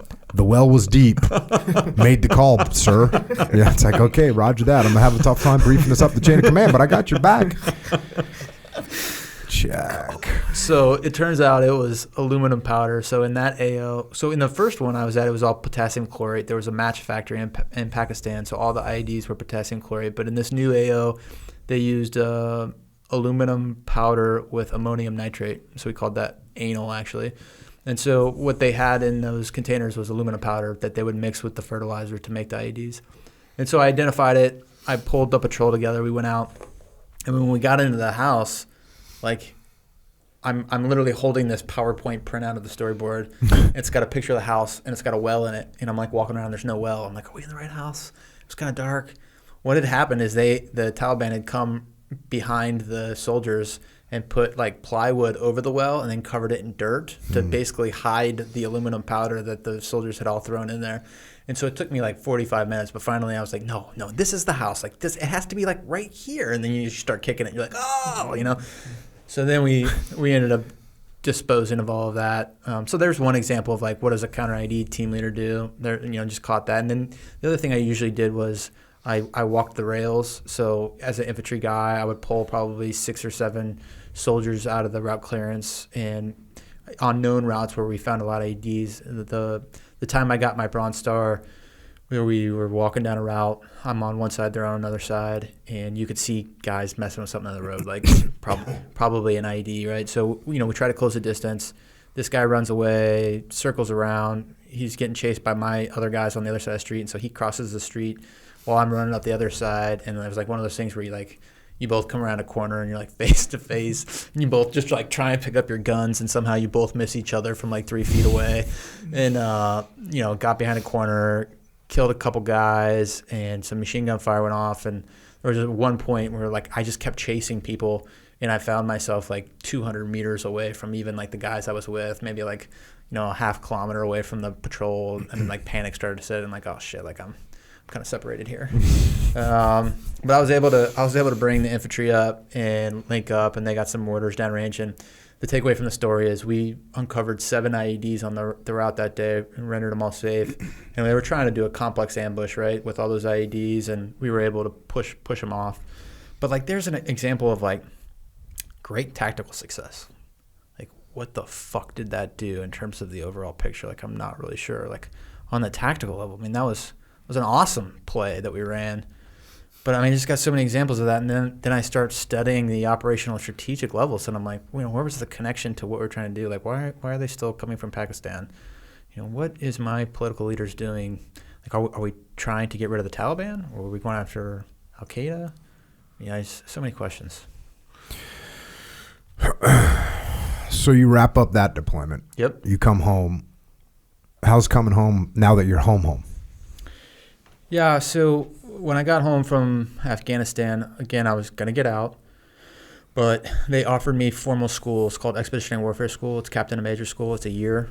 And I just thought, man, this deployment has taken a lot out of me emotionally, spiritually. Like, a year in school with a bunch of other warfighters of my peer group probably really good for me rather than trying to jump into the corporate world. And so I took the EWS job instead of getting out, which was in Quantico. You owe time after that. That's right. Right. Look at you. Probably one step ahead of me. Yeah. So the catch to that is there's a 2-year requirement on the backside. So by taking the EWS job, I then was required to go serve 2 more years as a company commander. And this is going to get you out to what? How many years? Really gets me out to a career is what it does. But yeah, it takes me about 10 or 11 years. Yeah, 10 or 11 years. At which point a lot of guys say, hey, I've only got, That's right. What is it? You look at, I've only got 8 more years, and really how many tours is that? Plus, one of that last tour is a Twilight tour, so I really only have 6 years. So people start negotiating and rationalizing staying in, even if maybe it's not 100% what they're into at the time. That's right. Which is interesting because you're almost the whole time you've been saying you were going to get out, you're going to get out, you're going to get out. Which is weird. I actually never thought I was ever going to get out until I got out. The whole time I thought I was staying in forever. I'm like, I'm going to do 50 years. So watch this. And then it was very abrupt for me, when I was like, oh, you know what? I'm actually going to get out. And so I always thought I was going to stay in, which was, I guess it was very easy for my decision-making process because I was like, hey, what do you guys need me to do? Yeah. What do you want me to do? Want me to go do that? Call, go do that. Whatever. Let's go. But you were always kind of... I think it was like we started with the beginning of my story. I never had ambitions to go in the military, and this was never what I thought I would end up doing. The reason I continued to stay in is because I found a lot of purpose in being a Marine officer, and I truly enjoyed it. Truly enjoyed being around the service members. So it's one of those things where I guess my self-image was never to be a career military officer, but I continued doing it because I found fulfillment in it. Yeah, and there's also something beneficial about someone that's not considering that, I want to be, I always joke about the SEAL teams, because in the SEAL teams, if you ask a SEAL officer, a young SEAL officer, why they came in the SEAL teams, they answer, what job do you want to do? I guarantee what they're going to say is, I want to be a platoon commander. I want to be a SEAL platoon commander. That's which, by the way, is like 3 years into your career. Yeah.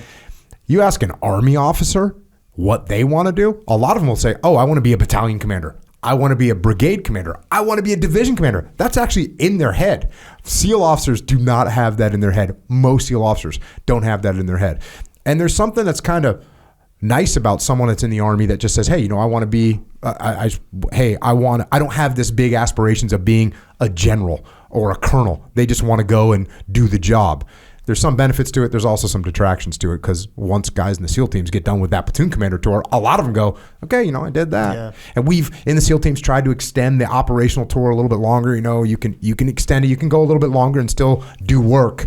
But eventually, it's going to dry up for you. And you don't get to be a battalion commander. You can be a SEAL team commander, but that's not the same as a battalion commander. It's really not the same as a brigade commander.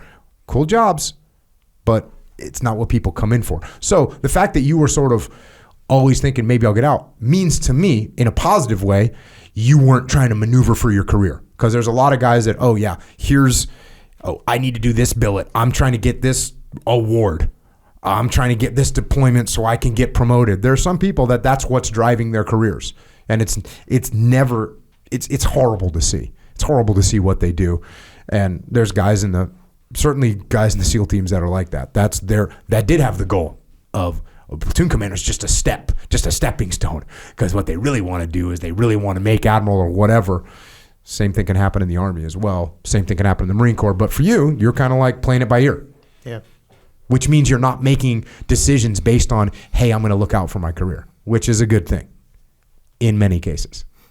Yeah, I see that in MARSOC too. The problem you described with guys doing what they want to do, because a lot of MARSOC guys want to be a team leader. or want to be a company commander. Company commander is kind of the pinnacle where they then bleed off all the talent because the company commander at MARSOC is a major, and then they don't stick around to be the battalion commanders that they need them to do. But I also see in the general infantry a lot of the counter to what you just said. There's a lot of guys that come in that have aspirations for being a battalion commander, have aspirations for being a general. And they're, you kind of alluded to it. There may be some positives to that in terms of big thinking and speaking good about the system and figuring out how to navigate the system correctly. But I honestly think the focus should always be on the service member and what's best for them. And I understand as a leader, I've been doing this for 17 years, the responsibility to the organization versus the responsibility to the service member. So I'm not saying in all respects a leader always should just be looking out for the service member. But I think when you get focused on how to navigate your career, it does cloud your perspective on how to strike that balance. Mm-hmm. So nonetheless, you take the deal.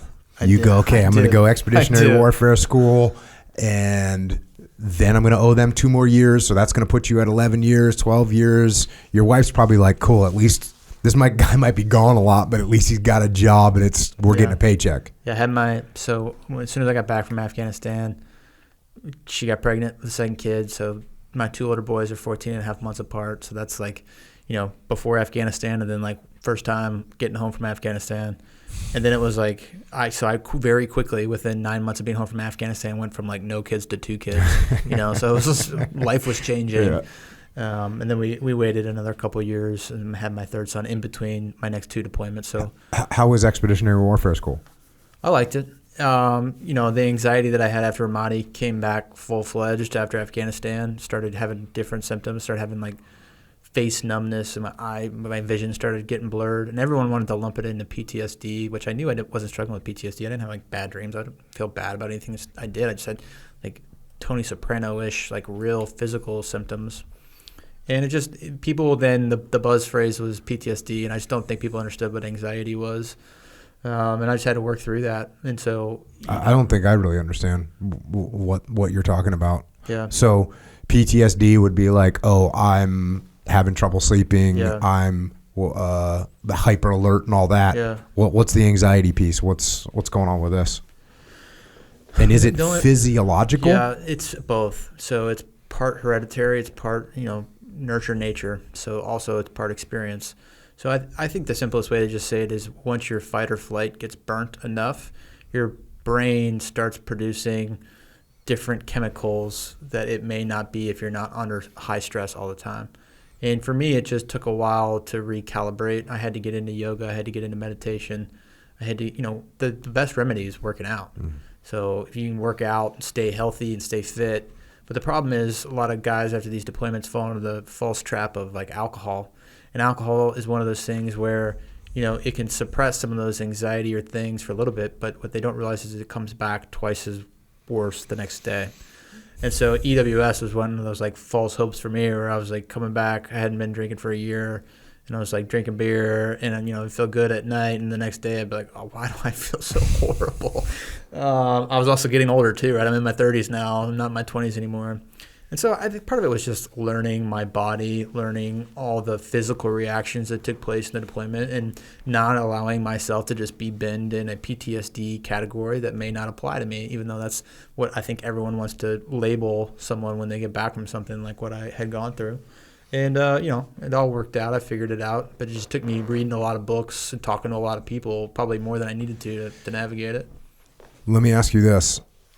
So if you get these like anxiety type situation and it's caused from some traumatic situation that you've been through, and now this is post the traumatic situation, isn't it like what you're talking about? Well, I don't understand the difference between PTSD and what you're talking about, anxiety. I think the way I distinguish it is PTSD, from what I've learned from the psychologist, typically manifests itself into guilt, shame, emotional struggling with some of the things that you went through that may have a psychological and physical impact on you. Anxiety, to me, think of it like you're about to do public speaking and everyone has butterflies, but like a severe case of anxiety is almost like debilitating. right? And that those physical manifestations may not necessarily be tied to a trauma. They may just be tied to the way, like you said, physiologically are built, or it may just be because you have experienced so many things that your brain is producing chemicals in an imbalanced manner. Now, I'm not a doctor, so somebody needs to check the stats on this, but I can tell you, having talked to many psychologists, there is in the whatever that manual is, a major differences between the two. Okay. And then as you're working out and you're doing yoga and you start to get through that, did that come after you went through the drinking phase of trying to get through it? I always worked out. Mm-hmm. Sometimes I worked out and drank. So I had to just get through the drinking thing and then just focus on working out. Yeah. And this is all happening while you're at EWS? Yeah, correct. Learn anything good at EWS? What are you learning at EWS? EWS... A little bit more like operational level stuff? I went to 2 formal schools. Well, I went to Command and Staff, later as a major. Command and Staff is very varsity level, treat you like an adult. Here's all the reading, go read it, and we'll talk about it like it was adult. EWS is like somewhere between you're still like in the basic training pipeline and you're like getting close to an adult, but we're not really sure yet. So you're treated as such. And there are a bunch of captains that aren't careerists yet that probably need to be treated like that, but I think it gets generalized too much. So there was times where I was like, I'm a professional. I've been to like multiple wars. Like, don't fucking talk to me like that. What's EWS? It stands for Expeditionary Warfare School. Oh, right, it's like the captain to major PME. So you don't have to go to the resident, but you have to do the school. So there's like box of books where you can get sent the books and get credit for it that way. There's seminars where you can go to like night school for it. So every captain has to go through it to become a major, but they select the top ones to go to the resident 1-year course. And so that's what you got selected for. That's right. So your career's going pretty good at this point, actually. It was an indicator that I was on the right track. And that's a 1-year school. Where are you going at the end of that? Where'd you go on the end of that? I went to 3rd Battalion, 2nd Marines as a company commander. So I was a headquarters company commander where our deployment was another MEU. It was 10 months, get on ships, sail around the ocean and be ready to respond. And as a headquarters company commander on a MEU, I had like a recon platoon, I had an engineer platoon, and then I had like all the supporting establishments in the battalion. So this was kind of an eclectic group of individuals. And then they also used me as like a future operations planner, if you will. So as the OPSOs on the ship, they'd send me to like Egypt or they'd send me to wherever to do the planning for whatever that bilateral was. And so that was my 10-month deployment there. That was a 10-month deployment? Yeah, it was long. Shipboard deployment? It was like right after the Libya thing and the Benghazi thing. Mm-hmm. And because of that thing, the MEU deployments had gotten like backed up. Something happened that messed up the deployment cycle because of that operation. And so to like fill the gap, my deployment was 10 months because they always want overlap. And so I don't remember fully understand why it happened, but they told us from the very beginning, like, this is going to be a long one, boys. And that was a shipboard deployment. It was. So you're living on a ship, which is good times. Yeah, something. But that's weird. That's almost like for me, because I came in before the war. That's like a normal deployment that did back then. I did 2 deployments with the Marines on the ARGs out here on the West Coast, but it was like, hey, sail around, go to wherever we're going. Like I went to Egypt, I went to Oman, went to these various random places and did whatever exercises we're doing. People getting spun up about whatever they're getting spun up about. Did you create any PowerPoint briefs for you on that? Oh, dude, you know I did. All right, so that's another deployment, and what comes after that? So then I get back, and I was still a captain, and they tried to make me the operations officer, and I had the battalion operations officer? Yeah, so I had actually gotten the top company commander fitness report as the headquarters company commander, which is kind of rare. So I think it just speaks to my battalion commander really liked me, thought highly of me. And so he tried to make me the operations officer, and I wasn't selected that year, so I was going to be in zone the next year. And regiment's like, brother, we got like 5 majors sitting on the deck up here that need key billet. Like, if you're going to make a captain that's not even selected, like, we're going to give you a major. And so he came back to me and was like, hey, like, this is what happened. So you're not going to be the OPSO. What do you want to do? Do you want to stay in the battalion and you've already done your company commander tour, or do you want to go somewhere else. And in my community, headquarters company commander is like one of those weird ones where you can hide somebody there. And so it's not always the best guy. And so like in terms of street cred in my community, I didn't want people to think I was just a headquarters company commander, right? And so I was like, I'm going to stay here and I'm going to go be the weapons company commander. So they offered me weapons company, which is like probably the best company commander usually in battalions. And so that's what I did. So I was a weapons company commander for the next year and a half. Did you do a deployment as the? I did. So we did a deployment. It's called a unit deployment program. So we went to Okinawa, and the purpose of it strategically is to be involved in the war plan if North Korea were to do something. But all we really do is try to prevent our Marines from getting drunk and getting into fights, and then we'll take them into Japan and go into Tokyo. We went into South Korea. And that's a 6-month deployment? 6 months. What number deployment was that for you? 5. Including when one of those was a 1-year deployment? Yeah, one was a year, one was 10. Our Madi was 7. And then the first MU was 6, and the UDP was 6. So it all comes out to, about 4 years. Yeah, all the stuff up. And then after that, what's next? Yeah, and what's crazy, too, is with all those deployments, like, that was middle of 15. Then I got promoted to major, and I never deployed again. So quite honestly, all of that one was through my captain time, which is even what made it crazier. And so I got promoted to major. And the monitor at the time was actually the company commander of my platoon commander buddy who got blown up in Ramadi. Guy's name was Eric Clark, and I knew him real well. And so we had a special relationship, and he had selected me for a place called PP&O. It's like plans, policies, and orders. And in the Marine Corps, it's a very prestigious billet. So it's like one of those billets that if you do well, you can go on and be a general officer. So if you're a guy that is playing the deep game like you described, like that's the job you want. And at this point, I had decided it was going to be a career. So after 3-2, I was like, I'm going to go to 20. And I just had no desire to sit in a basement cubicle in the Pentagon and, design the new helmet or whatever I was going to do, right? I couldn't do it. And like you said earlier, like I loved teaching and I loved idealistic young officers. So I asked him if I could go to the basic school. And he obliged because he had a lot of people that wanted to do PP&O. So he cut me orders to the basic school. And I tell that story about I knew him because it's not usually that easy to just talk to your monitor and say, no, I don't want that. I want this and have it work out.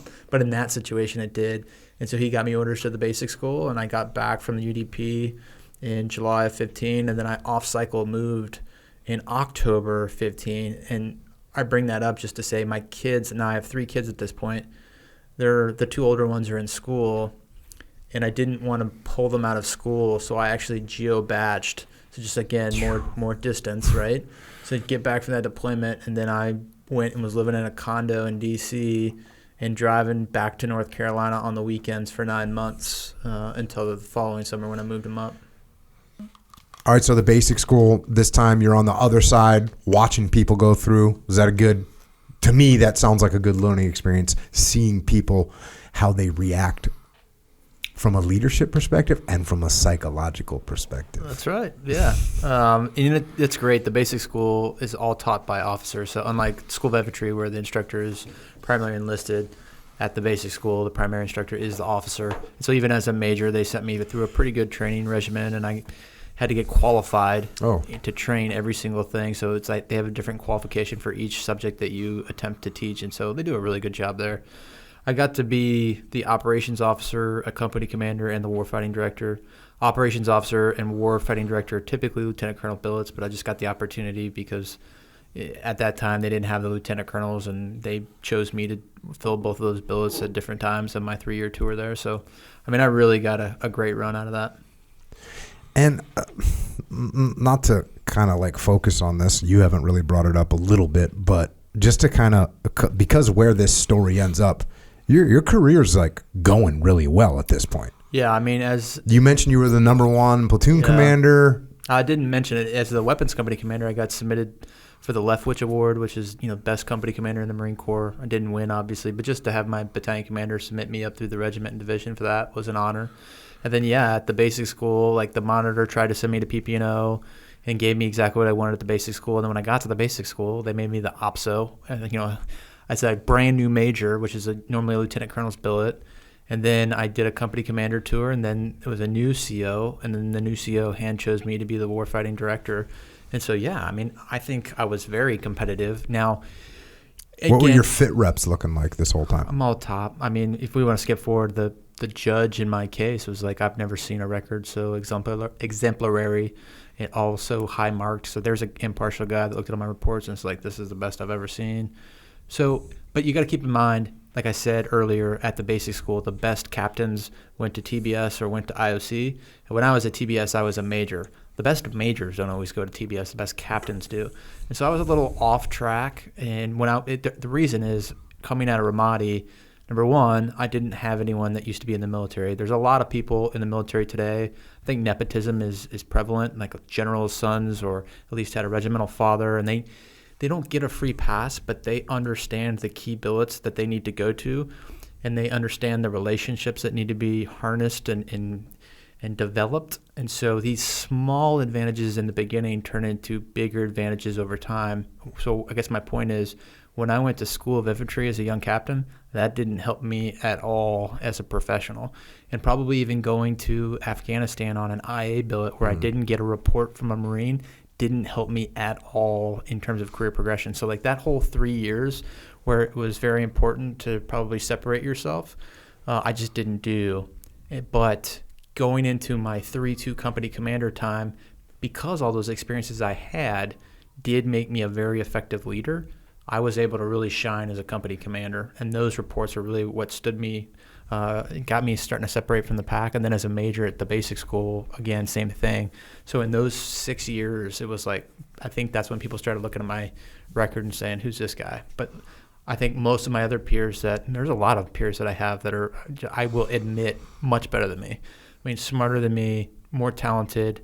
And so I look at some of my peers and I'm just always impressed. And I just always, want to aspire to be like some of these guys. But some of those guys were put on tracks early, kind of hand selected for things early that I just don't think anyone knew about me until later in my career. Probably similar stories to OCS and TBS, right? I show up on day one and I'm lost.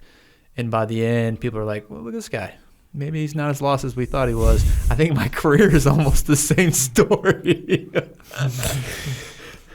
So you get done with being the basic school instructor, and then it's off to then is that when you went to command and staff college? Yep. Yeah.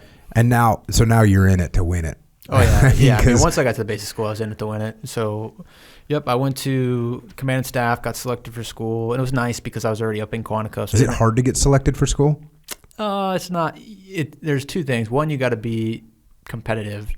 So probably in the top 40%, which really isn't that much, but top 40%. And then you have to be, the timing has to make sense, right? So there's a couple factors at play. It's not always the best. Sometimes it's just about timing. And how long is this? How long do you go there for? Command and staff's a year. A solid year. And again, now you're going to owe time, but you don't care at this point because you're doing a career. Your wife's on board with doing a career. That's right. She loves the stability. She's looking at retirement. Yep. She's like, we're set for life. She never said that. I think we're overselling it now. But yeah, our kids are all in school now. So my youngest is now in preschool, 3 kids in school. They're still young enough that we want some stability. And my goal actually was to go back to Lejeune. So when I was there as a captain, I had bought a 50-acre piece of timberland that I've got 4-wheelers and stuff that I keep on it. And then we still owned my house in Jacksonville.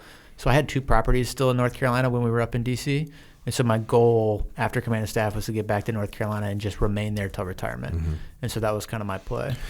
Now, some of the more conflicted thoughts you had when you were in Ramadi, when you were in Afghanistan, are you kind of just dealing with those as in like, hey, that's the way it is sometimes, I can do a good job, I can try and mitigate that stuff in the future?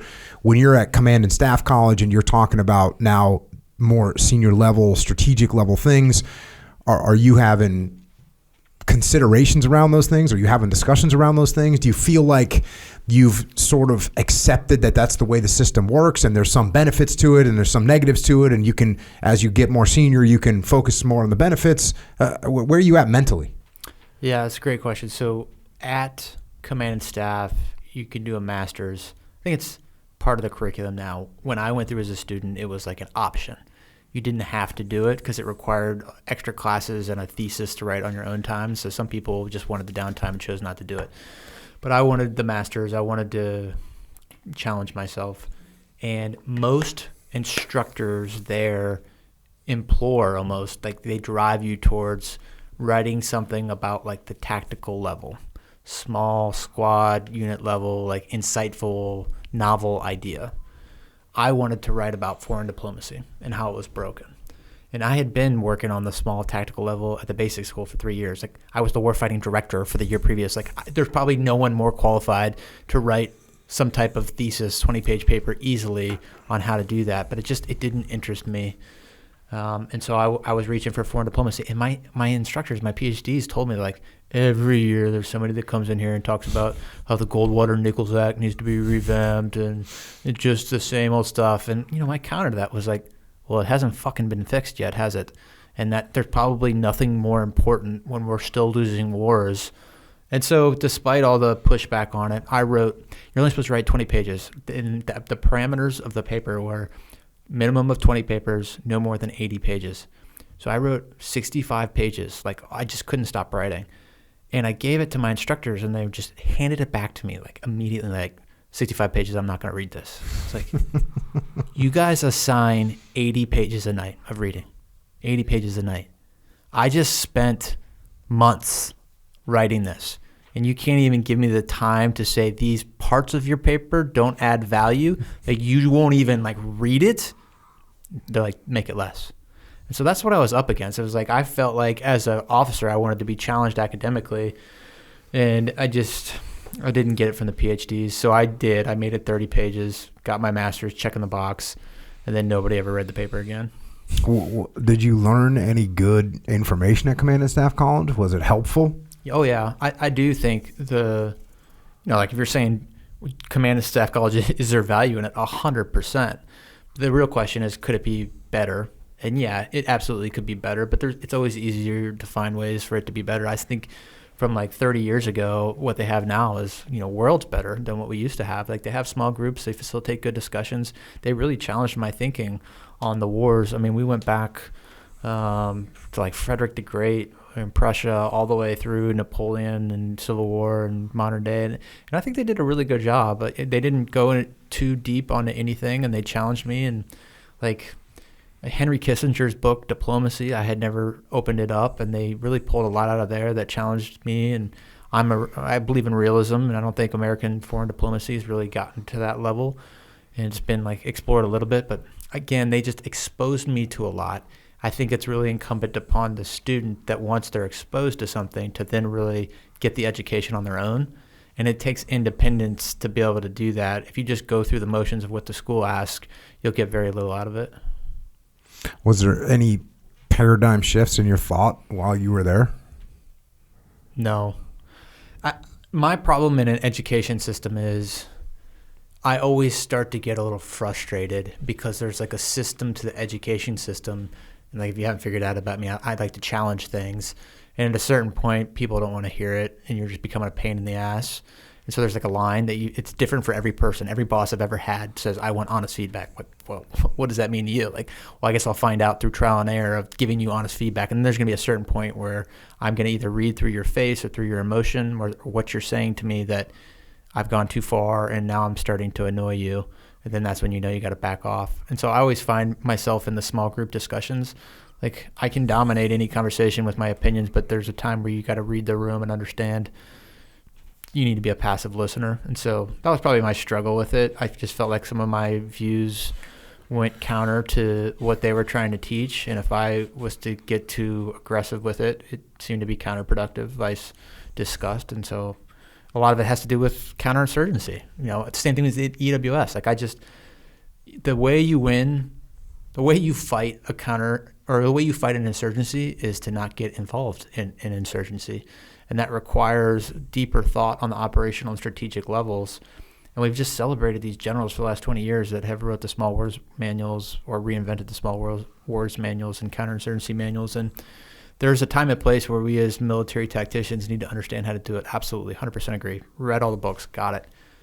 But to just continue to engage them for multiple decades without like real metrics of effectiveness or exit strategies, Afghanistan withdrawal is just the perfect example. I mean, there couldn't be a better historical example of how that was just terribly executed, and it's just a symptom of a much larger problem. And so a lot of these opinions I had in command and staff solidified through my paper.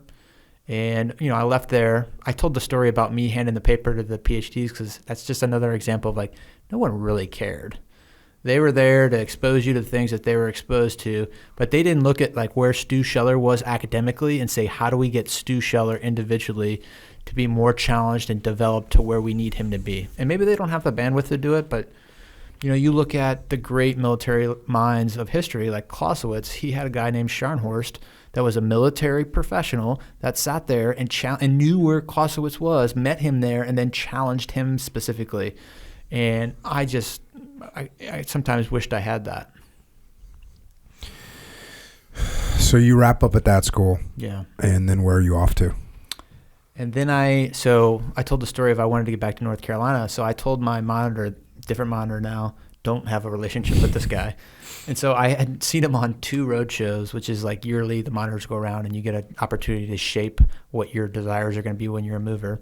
So I told him 2 years previous, I want North Carolina. I don't care. I want North Carolina. And no one really wants Camp Lejeune. So usually when you say Camp Lejeune, it's like, all right, you got it. But, I had spent my whole time in Camp Lejeune and Quantico. I'd never been out to the West Coast or anywhere else. And so I knew there was a chance that the Marine Corps was going to start to say, no, brother, you've homesteaded too long. So then I saw him the year before, same thing.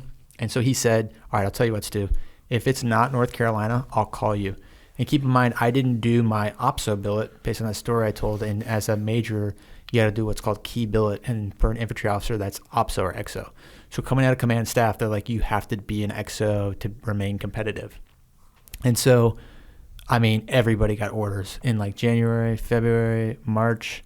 I got to like the end of March. We're talking like you're going to move in June. And I still haven't even talked to this guy. Like all the school registration is in like January. My wife's asking me every day. And I'm like, I don't know what to tell you, babe. I don't. So I finally, because I know this guy's real busy, but finally I just broke down and I called him. And I was like, hey man, end of March, everyone in my command and staff class has orders except for me. You told me you would call me if it wasn't Camp Lejeune. So I'm assuming I'm still going to Camp Lejeune. Can you confirm? And he's like, no, Camp Lejeune's filled. He's like, but good news. We have availability in 29 Palms or San Diego, and I'll let you pick. And so I got off the phone with him. I know exactly where I was. I was at Panera, and I was still writing my master's thesis at the time. So I was like, I used to go to Panera and just write. And so I'm sitting in Panera just mad. And I'm thinking about all the property I got in North Carolina and how, like, I've been telling my wife it would be North Carolina for 2 years now. And so I wrote him an email. Email's a little bit easier for me to not be as emotional because I can kind of edit it. And I wrote, but I wanted to put it in writing. And I was like, hey, man, I'm putting this in writing for you. I'm going to forego key billet. There's got to be a sexual assault officer or some other thing in North Carolina that you can give me. It's in writing. Make it happen.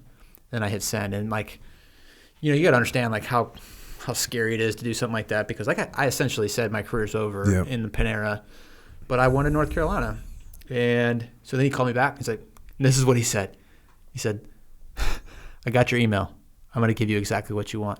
And then he hung up. Oh, my God. I was like, oh, man. I'm going to be the sexual assault officer of 2nd Marine Division. Like, this is – and I'm going to have to go back and look at all my peers, and they're all going to talk about where they're going to be battalion XOs or battalion OPSOs or wherever, and I'm going to have to tell them what crap job I just got because of what I did to myself. And I know what he did then. Because the monitor has 2 responsibilities. He's got a responsibility to the Marine Corps. He's got a responsibility to you as a person. And the monitor's responsibility to the Marine Corps is to keep competitive officers competitive. So then he didn't know me from Adam. So after that, he went through my record. And as he was going through my record, he probably came to the realization, like, shit, this guy's pretty good. If I bury him in a staff job in 2nd Marine Division, then I end his career.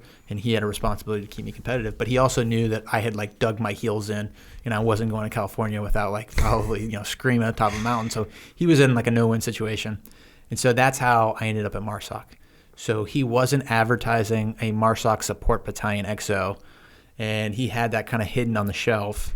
And so he called me back, and he was like, hey, I've got a MARSOC support battalion XO. They're actually asking for infantry officers. I haven't made it public. It's not really key billet, but maybe it is kind of because it's still a battalion XO. It's just not an infantry battalion. He's like, would you be interested in that? I was like, fuck yeah, North Carolina, MARSOC. Fucking, this all worked out. Thank you, you know? And so that's how it happened. And so I took 2nd Marines, MRSB, Marine Raider Support Battalion is what it was called. And so the way it works is MARSOC's got 3 battalions, and then they have 3 support battalions. The support battalions have their logistics, comm, and intel Marines. And they basically just do a 6-month workup just in the MRSB, and then they aggregate them to the MRB unit, and then they do 6 more months, and then so it's like a full year of training, and then they deploy as that aggregate team. And I was the XO, so all I did was facilitate the teams on their timeline, but I was only there for a year, so quite honestly, I only saw like 1 full cycle and then other cycles in a state of. Did you go on deployment or no? So while I was there, because they only have 3 battalion commanders, and so they actually, the battalion commanders of the support battalions are actually badged MARSOC guys, and so they have, in that sense, they have 6 battalion commanders. So MARSOC has at any time 6 command selected battalion commanders. And so the SOTF downrange, they have a cycle of when those guys go down there and command that unit. They actually, while I was the XO, took my battalion commander to be in charge of the SOTF. So he doesn't deploy with the battalion. He only deploys with like maybe 5 key guys and then some other people from across the regiment. And so I was essentially the battalion commander for majority of the time while I was back there, but I never deployed. So I just sat there in Courthouse Bay with my battalion, his battalion, but I was acting, and it was a good time. I truly enjoyed it. And why was that billet only a year? Because I got selected as lieutenant colonel. Yeah, good question. I would have stayed in MARSOC until I retired, to be quite honest with you. But I got selected to lieutenant colonel, and I actually went to the manpower meetings. So I was the acting CO and the XO. And in the manpower meetings, so like I heard it from the horse's mouth, they're like, we're filled up with lieutenant colonels that are badged. Like, we can't accept any non-badged lieutenant colonel, so you got to go, kid. So was your wife during that year? Was everything going cool there? Yeah, everything was good. She's kind of stoked. She's in North Carolina. It's all good in the hood. I thought we hit a sweet spot then. You know, once we got back to North Carolina, we were in our house. It was familiar territory. I was happy with my job at MARSOC. Kids are in school now, so she has a little bit of sanity. Yeah, it was good. Things were good on the home front at that point. And so then what happens when you make lieutenant colonel? Where do they send you? So, I found out I got selected in like October. So I'd only been at MARSOC for like 3 months. So like within 3 months of taking the job, I was looking for the next job. Mm-hmm. And so I had some buddies that were up in division, 2nd Marine Division, which was still local. And so I basically started putting out feelers, and I was like, hey, I'm going to have to move. I'll take a staff job up there. Got my XO job being the XO at a MARSOC support battalion, so I don't need key billet anymore, I don't think. So if you guys could take me, I'd appreciate it.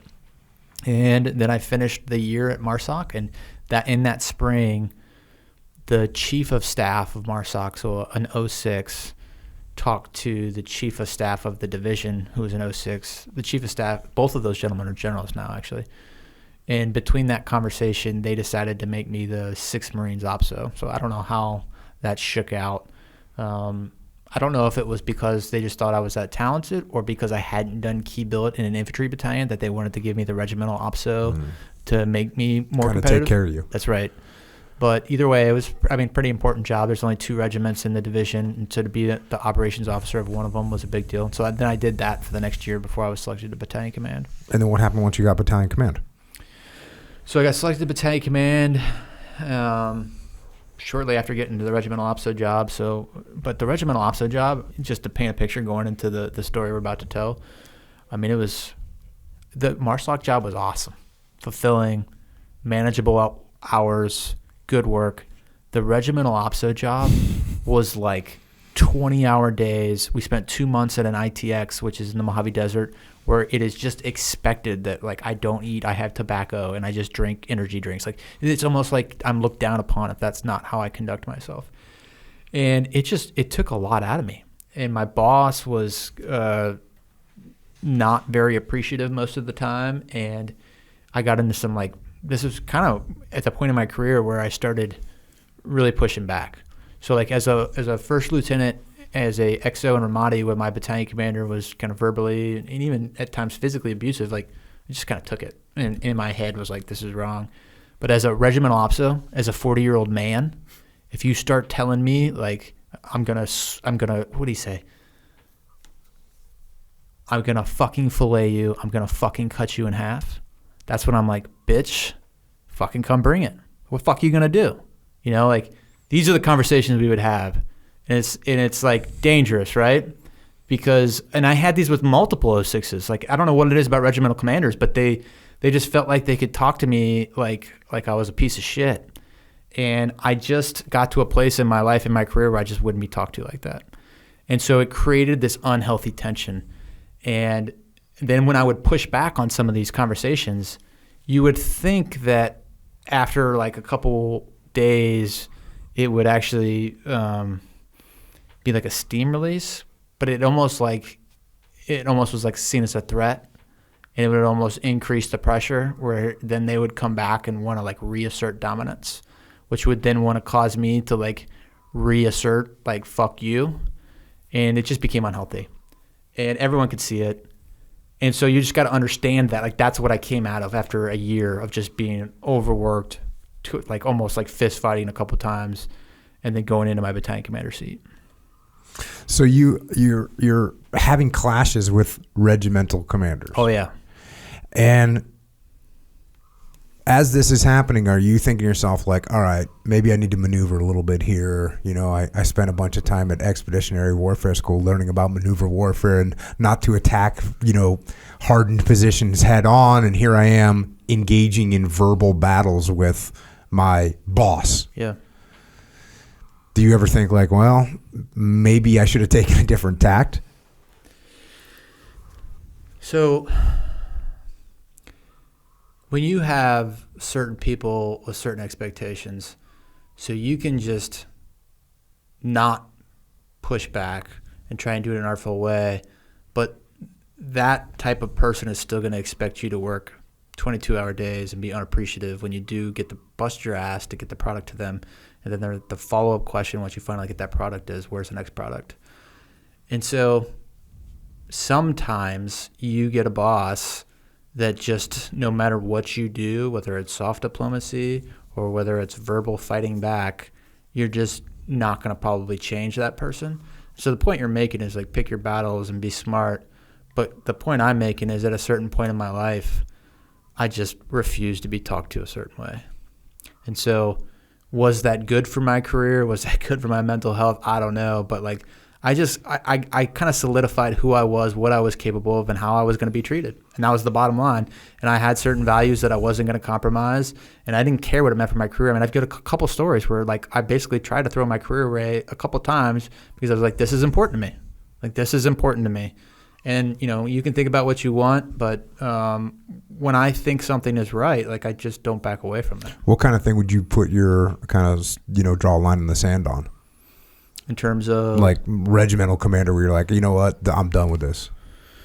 There was one time, there's one time at ITX, and so the culminating event in the service for the Marine Corps at ITX is called MWX,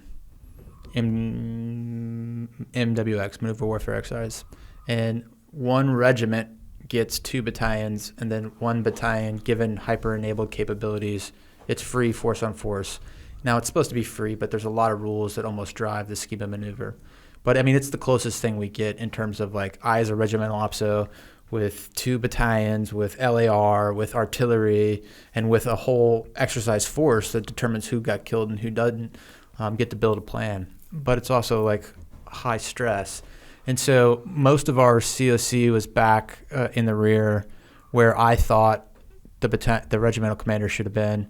But old generals and colonels think that they need to lead from the front, and in doing so actually probably put a lot more risk on the system, and they're not comfortable sitting back in a COC that has probably the capabilities that we need. And so what that caused was him coming out with a forward capability that I had. And in signature management, when you're trying to like not turn on certain things or turn them on in a systematic way that disguises your digital footprint, he and I were sitting in this tiny little COC that I made out of the back of a trailer, It was just one of those situations where I got like 6 computers. I'm typing on all of them. I'm trying to control battalion officers, different LAR platoons. I'm trying to worry about my signature management, and he's yelling at me to do something, and I'm like quickly answering him while trying to do all these different things. And there was just like one situation where he snapped, started screaming in front of everyone. And I looked at him, and that was a situation like you were talking about maneuver warfare. I didn't say anything. I just walked out. It was just like, we're going to fight. So I walked out. I took like 20 minutes, and I came back in, and then he like, hey, Opso, like maybe you should just chill and get some sleep. And that was his way of saying like maybe he went too far, like trying to offer me some sleep. And of course I'm stubborn. I'm like, no, I don't need any sleep. I'm just fine. And like I talked to some of my guys after, because he did it in front of everyone, and a couple of my guys were like, I can't believe you didn't hit him. Like I can't believe you had the balls to just walk away. Like I wouldn't have done that. So there were times, but I guess I'm just giving those examples because it's like, man, this just, you're exhausting me. So it is what it is. So you're in that job as the regimental operations officer when the Afghanistan withdrawal goes down. Is that right? Yeah, so another relevant piece of the story is 8th Marines. We used to have 3 regiments in the division, and 8th Marines dissolved. And so 1-8 actually got aggregated into 6 Marines. So I was the regimental officer that took 1-8, re-aggregated them, and then made sure they had all of the supplies that they needed to go out on deployment. So like I was working with their OPSO and XO like on the daily. And so I was very familiar with that unit that got on the MU that ultimately responded to the Kabul incident. And so that's part of it, right? 1-8 was my first unit, if you remember, where my best friend got hit with the suicide vest. And then 1-8 was in my regiment that I, as the OPSO, kind of man-trained and equipped as much as the higher headquarters does to send them out on that deployment. And then I was selected to battalion command. So in June, I went over to School of Infantry and took Advanced Infantry Training Battalion. And that was in like mid-June. And, August 26th is when the SFEST attack occurred. So in June, you were going to school? You went to school? No, I commanded a battalion that was out of school. So it was called Advanced Infantry Training Battalion. And so that's the place where if you want to go through sniper school, if you want to go through advanced squad leader school, if you want to go through advanced mortar school, all the advanced infantry schools are housed under that instructor cadre of the battalion that I commanded. All right. So just to get into Afghanistan a little bit, not to get into it a little bit, but to put some context around it, February 2020, Trump makes a conditional deal with the Taliban that we're going to withdraw. September 2020, the Afghan government and the Taliban hold talks in Doha. The talks break down. They're not making any progress, but America still continues this withdrawal plan. February 2021, U.S. and Afghan government officials warn everyone that the Taliban is not abiding with the agreements. They're doing offensive things. They're making maneuvers. April 14th, Biden changes the withdrawal deadline from May 1st to September 11th, which is, let's face it, you don't pick the date September 11th out of a hat. There's some kind of a symbolic gesture that the Biden administration wanted, which is, hey, September 11th, this thing's over. April 15th, the Taliban says, oh, you guys reneged on what you said you were going to do. You said you're going to be out by May. Now you're saying September. We're going to take countermeasures. May, the Taliban starts doing exactly what they said. They start increasing attacks, increasing in scale their attacks, increasing in frequency their attacks. June 6th, U.S. contractors begin pulling out. And when you pull out contractors, now the Afghan forces, and this is where you really start to see some of the problems that are going to occur, because when you pull out these American contractors that take care of gear and supply replacement gear, all of a sudden all that's gone. And this includes, vehicles, planes, aircraft, drones, helicopters, everything that they've got. All of a sudden they don't have the capacity or the know-how to keep it running.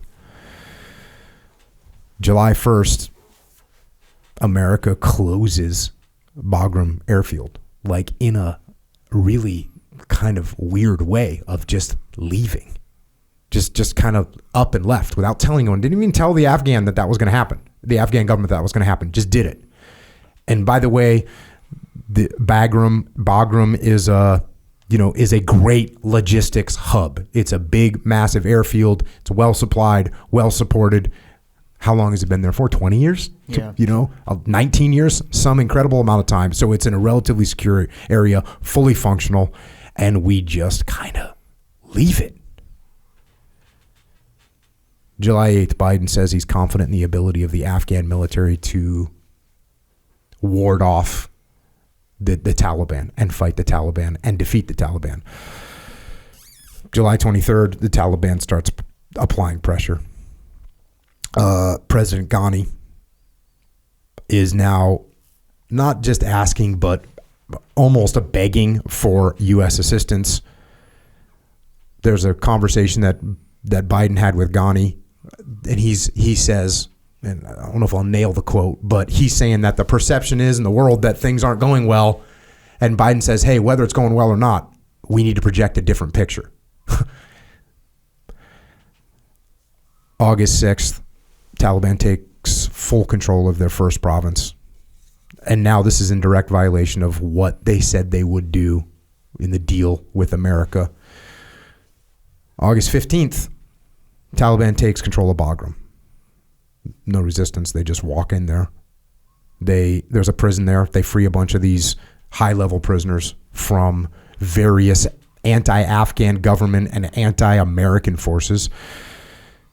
They also enter Kabul that day. President Ghani flees, bails out, apparently with a bunch of money. And I will never get over the irony of the fact that President Ghani was this kind of academic individual that had written a book called Fixing Failed States, a framework for rebuilding a fractured world.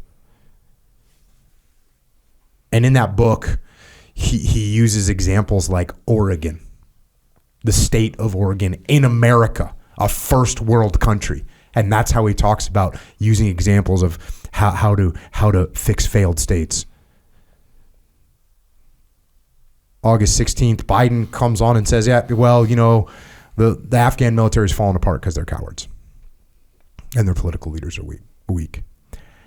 August 17th, allied governments complaining about the lack of communication and coordination from America, so they start their own rescue missions, and we're hearing a lot about that.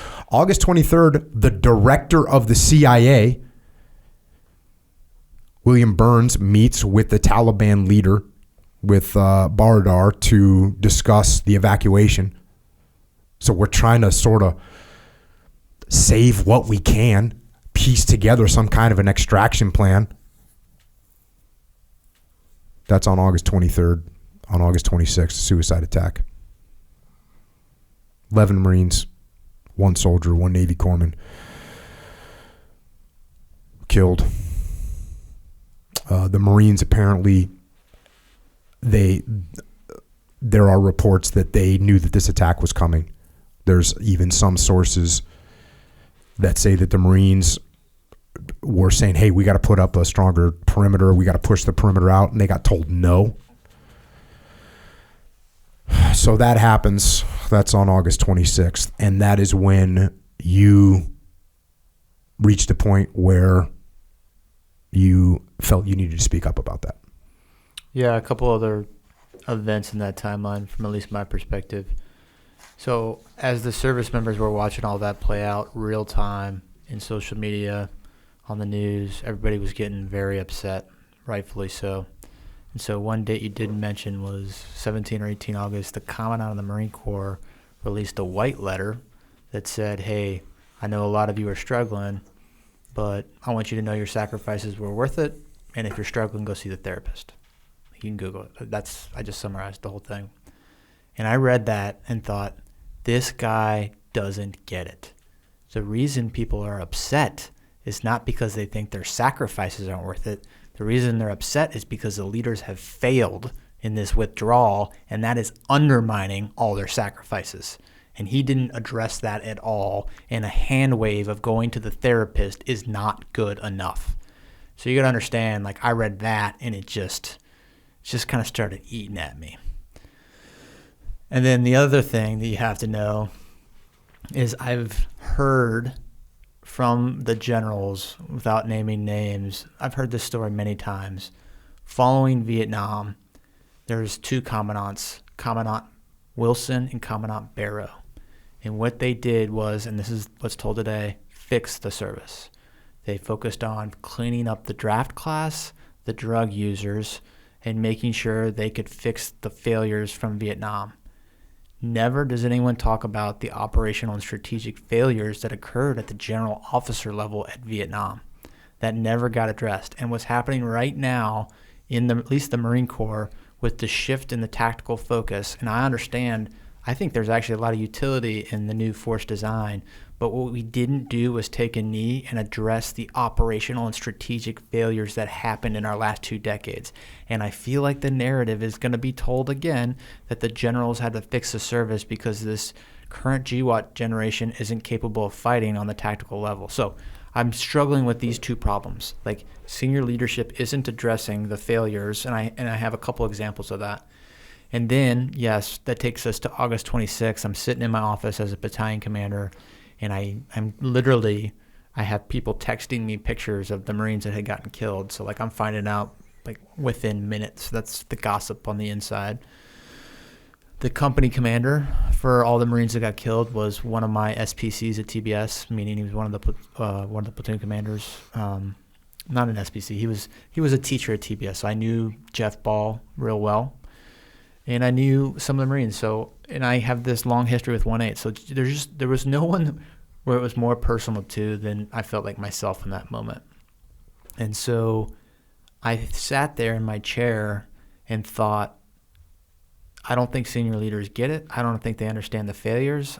All these conversations about how well it's going, I can't think in military history, at least over the last 30 or 40 years, where there has been such a monumental failure and not one person has acknowledged it. And I just knew with certainty that following this event, no one was going to be held accountable. Like, I had enough experience and education to be able to foresee they're going to wash right past this. And you can't make up for the lives that were lost, but we can absolutely get ahead and prevent the next stupid decision by starting to hold people accountable. And I felt the way to do that was through what I wanted to be just the one video. Like, I did not plan it to be anything other than that. I thought, I'll make one video, I'll explain some of the things that I think they should have done, and I'm going to demand accountability because that's what I think we deserve, because we're missing it. And so that was what led to that first video. And even after I made it, like, I articulate in that first video that I knew I was potentially going to lose my job, my retirement, my family stability. Like, obviously I had thought through that. I articulated it in the video. And even after I made the video, I didn't post it right away. I went back to my house and was like pacing, deciding whether or not to hit post, because I knew as soon as I hit the button, it was going to change the trajectory of my life. But again, I had spent my whole adult life experiencing, studying, thinking, living this. And I just got to a place where I didn't think anyone else was going to say it, and I felt the need to say it. Video's about, I think it's about 4.5 minutes long. That's right. Something like that. You're in your camis, so that's something. So you're definitely not shying away from who you are. You say in the video you've been in the Marine Corps for 17 years. And one thing that I reflected when I saw the video for the first time is I thought to myself, your entire career we'd been at war. I spent more than half my career we weren't at war. We was in the 90s, the dry years. But I'm thinking, man, this guy's been in the Marine Corps for 17 years. The Marine Corps and America's been at war for that entire time. As you mentioned, you said, you got a lot to lose. You knew what could happen. You knew you were risking your battalion command, family stability, the whole 9 yards.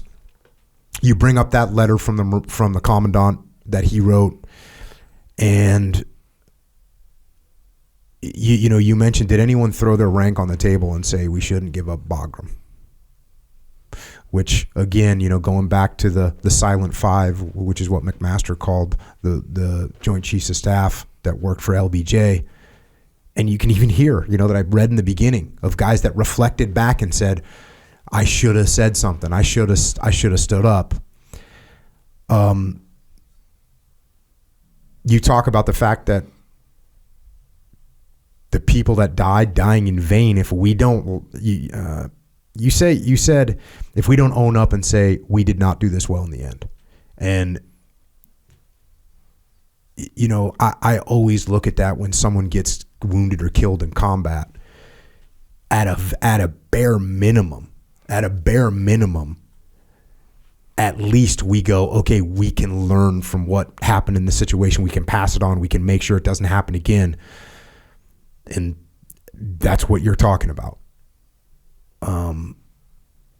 And you kind of close it out by saying, I've been fighting for 17 years. I'm willing to throw it all away to say to my senior leaders, I demand accountability. And that's it. Pretty simple, straightforward message. You hit post. I hit post. You hit post. How long did it take before, you started getting texts from your friends and your senior leadership? Good question. No one's asked me this question yet. So I walked in the house, didn't say anything. Got upstairs and I was sitting in my bedroom on the bed. My wife was getting ready for bed. She got a text. She said, "Did you post a video?" I was like, "Yep, I sure did." She's like, I won't say the girl's name. She's like, "So-and-so, my friend, is texting me saying you're going viral right now." And I was like, "Oh, really?" Going what? Viral right now. So I was like, "You should probably watch the video." I told my wife. So she watched it and she's like, "You need to take this down. We're going to get in trouble. Take it down." And I was like, "Babe, it's already up. Like, you can't put the lid back on the bottle. And even if I could, I don't know if I'd want to." And so this is me saying this in this moment. I was like, I really believe in what I said in that video. Like, I feel very strongly about it.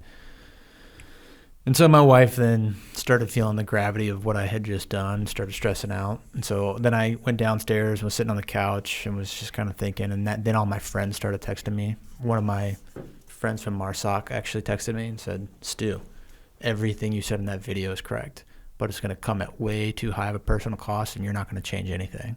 He's like, "Take it down." And I told him, I was like, "No, this is the hill I'm willing to die on. I'm not taking it down." And then I had one of my instructors from AITV who texted me. He was Gunny, as a section leader, awesome dude. He's like, "Hey, sir, I watched your video and I agree with everything in your video, but our adversaries could take this video and use it against us. And I think you need to think about that, and I think you should take it down." And to him, I said, there's probably even some truth to that, but if we can't fix internally what we're doing right now with this conversation that I'm trying to start, then it's all for nothing. And so I guess those are all three true stories where it was like, from my loved ones, from my friends, from the people that worked for me. And there's like 10 other examples, right? So my phone blew up that night. None of them in my chain of command contacted me that night. So just people that knew me. And, I've never, like, my wife and I had never like slept in separate rooms. Even when we were angry, like early in my marriage, I was like, you're never making me sleep on the couch, right? Like, this is our house. We sleep together. We're going to deal with stuff. But like that night I slept on the couch, and I bring that up just to illustrate, like, that's how stressful it was. It was just like. Was she mad just basically because you were torpedoing your own career? Yeah, like I said, we had stability like in those 3 years probably for the first time in our life, and she thought she was going to be there. I had just taken a battalion commander seat, so she knew I was going to be there for at least another 2 years, and I only had a year after that till retirement. So she knew she had another 3 years in North Carolina. She had just started a new job as a teacher. The kids were all in the same school for the first time. She finally had all the stability that she wanted, and then this took her by complete surprise, and she knew that I probably wouldn't even have this job much longer. So all the stability she thought she had, I took from her. Some people asked me about this when it was happening, and I was like on social media or something like that, and I got asked about, actually, no, I think I was getting interviewed on a news channel, but my response was, I guess I drew subconsciously from what Hackworth says when they say, "Oh, do you think you become emotional?" And he's like, "Yes, I have become emotional because I've watched so many good men die, and I'm I am emotional, and that's sort of what I said. I said, listen, here's a guy that's been at war for 17 years, who I guarantee he's lost Marines, and he's sitting here looking at this situation, saying, I'm not taking this anymore. When did you hear from your chain of command? The next day? So, as a battalion commander, I was always the first one in the office, and it just so happened that day my wife had a medical appointment, and I had agreed to drop the kids off at at school at let's call it 8 o'clock. And so it was like an abnormal occurrence. So that's like the one day I didn't show up early. And so I take the kids. And so now I don't get into work until like 8:15. And as a battalion commander, you don't tell people when you're coming in. You just show up at a normal time. But I had texted my OPSO and XO like, hey, I'm running late. And so I tell you that just to say my CO had stopped by my office and called like 3 times. And my OPSO called me and was like, hey, sir, CO was really looking for you. You should probably call him. And so when I drove in, I got in, I think, at like 8:30 that morning. The CO was actually walking, because his building's, let's say, a 2-minute walk from my building. He was actually walking between the buildings, and I saw him. And so I stuck my head out the window and was like, you want me to come back to your place? He's like, no, just meet me in your office. So by the time I went and parked my truck and went into my office, like, he was already sitting in my office waiting for me. And what did he say? The first conversation between Colonel Emmel and I mean, he came off as actually very caring. Keep in mind, this is a career colonel, command selected, that doesn't know me very well. I've never met him before my battalion command, so he's had about 6 weeks of meetings, maybe like 7 meetings with me. So just imagine, I mean, he's another professional, I'm a professional. He doesn't know me very well. It's not like a guy I've been working for a couple of years, or even a guy that knows a guy that I know real well. Like, I don't know anyone that really knows him either. Like, we just don't know each other. We hadn't developed much of a relationship. So he's like, so you posted a video? Yes, sir. And he didn't really, there wasn't much small talk. He's like, I wish you would have talked to me first. If you would have talked to me first, we could have worked through some of this. And he's right. And that's the appropriate way. And I said, yes, sir, I understand. And he's like, I think that this video might be used to run messages that may not have been your intent. I wish you would have thought of that. And again, he was right. And then he just stated, look, there's going to be an investigation that's going to take place, and then based on the investigation, we're going to determine what to do. I'd like you to go home, take the rest of the day, and I will text you on Monday with where we stand. And like, all of that was very reasonable, right? Very reasonable stuff. Was this already like on Fox News and hitting the news outlets and all that at this point? No. So this was still sort of, your Facebook friends, and then like, or was it, how big was it at this point? I think it probably had received like 10,000 shares. Mm-hmm. So, by the end of the night, it was picked up by all the major news stations. So in the morning, like, the Commandant's office knew about it. Everyone knew about it, but it hadn't been picked up by mainstream media yet. But it does by the end of the day. But like, it wasn't like everybody knew. Hey, when your friend, your gunny, and your wife were all like, hey, dude, take it down. Yeah, what was the question? Everyone knew. Yeah, and so my CO left, my XO came in, and I turned over the battalion to him, and then I went home. And then when I got home, my CO called me an hour later and said, hey, I need you to come back in. I'm sorry to jerk you around.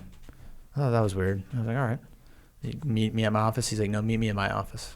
I was like, okay. So I meet him in his office, and he just looks at me and says, and hands me a piece of paper and says, you've been relieved for cause based on a lack in trust and confidence. Do you have any questions? Yes. What do I do now? He's like, I need you to come in tomorrow. He's like, what will probably happen is there will be an investigation, and I don't think they're going to keep you here. He's like, they'll probably move you up to Quantico.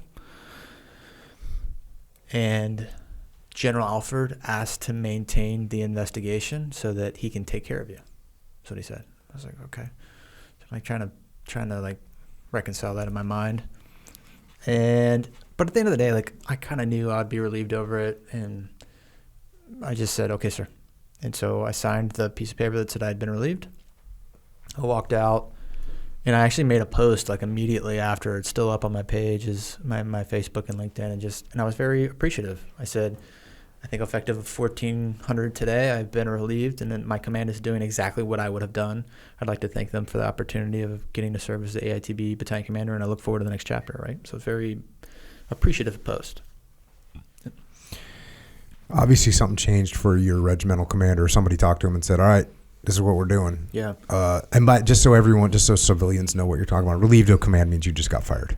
Yeah. So you got fired, and battalion command is a huge stepping stone, and it's a huge responsibility. So the ramifications were I would never get promoted again.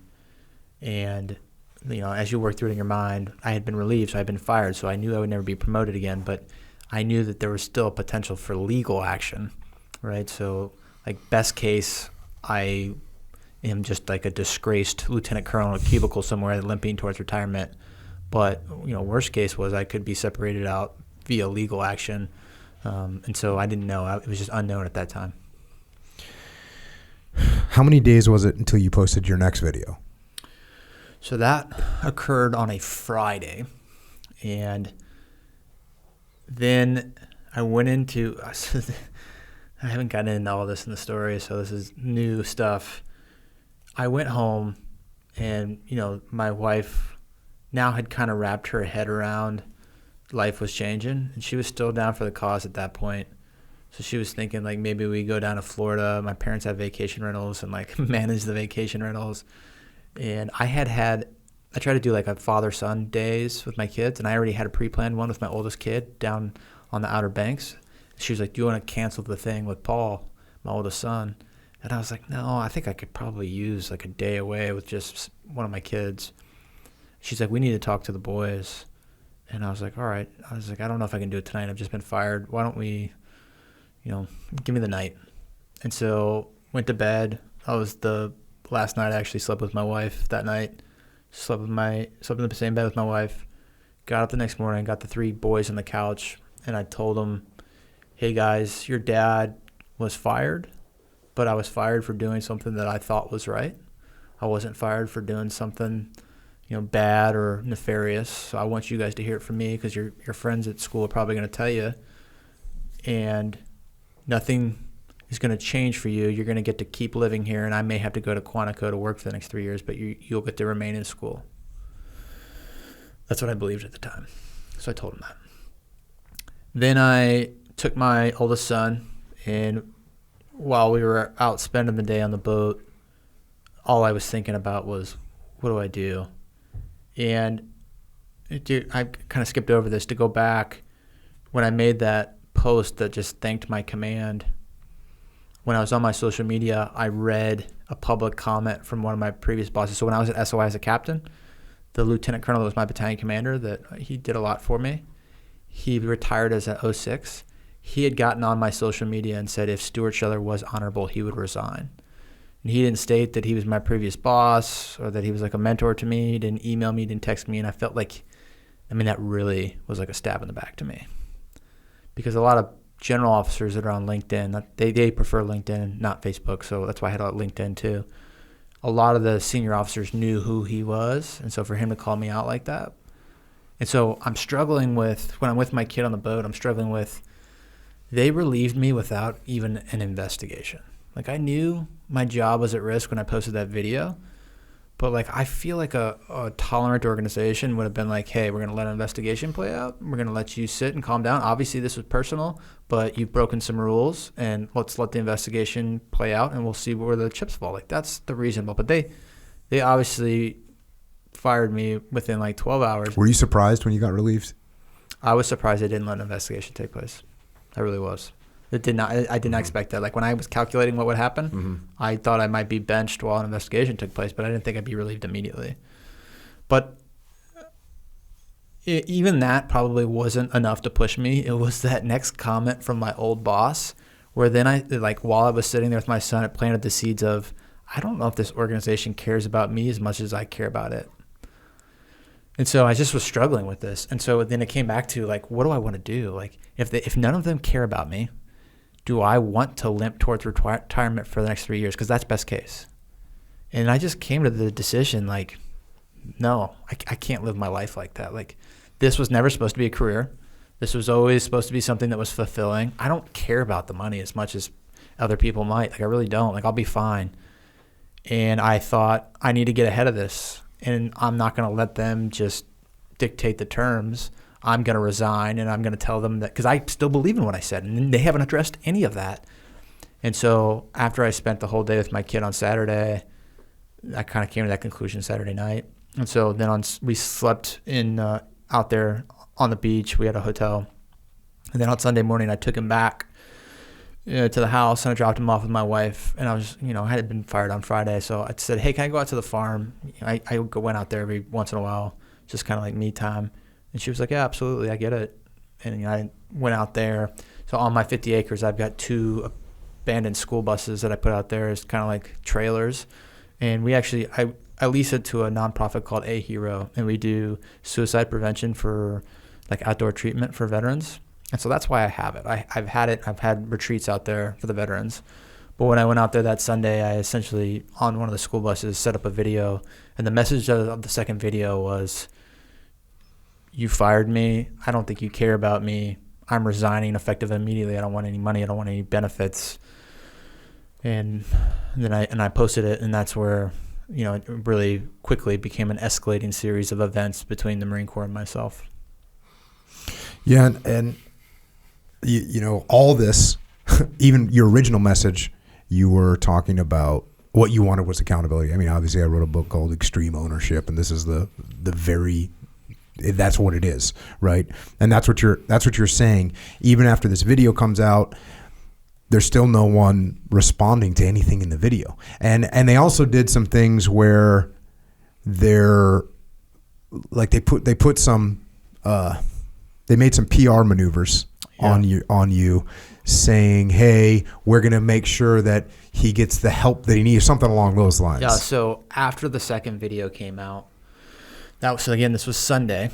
I was fired on Friday, so I haven't been to work yet. So it's Sunday night. Well, after I make a second video, it's a 45-minute drive. I post it from my farm. It's a 45-minute drive back to my house. By the time I got back, my wife had already seen it and was very upset. And you hadn't pre-briefed your wife on any of this? No. And that's why she was justifiably very angry. And, I won't go into all the details of that, but that's where the path started to diverge between my wife and I. And so I ended up going and staying in a motel. So I was in a Days Inn for the rest of the week. And the question you asked was, they started making statements. The Marine Corps PAO office, Public Affairs Office, released a statement that was all over the media. Because now these videos were getting picked up. That second video that I did was the banner of Fox News. So if you went to foxnews.com that day, that was the first thing, was my face on a school bus, right? And so the Marine Corps was trying to get out in front of it, and they released a statement that said, we are trying to locate Lieutenant Colonel Scheller to protect him against himself and his family. And I was like, what? And I had my phone on me the entire time. And I had even talked to my battalion XO for 20 minutes. I was texting my friends, and I was like, if the Marine Corps was really trying to find me, they didn't think to text me, they didn't think to call me. And so potentially the Public Affairs Office arm just wasn't talking to whoever should have been calling me and just got out ahead of it first. But the other part of it is maybe they really just didn't care about me at all, and they just put that out. But again, I'm having all these indicators of this this escalating thing of me feeling what I said's right. All right, you should show some sympathy. And they're like, no, I'm going to poke you in the chest because what you did was broke the rules. And then I'm like, well, no, come back and listen to what I'm saying. No, you're still breaking the rules. I'm going to make it worse for you. And so each one of these is just an example of if they cared about me, they would have called.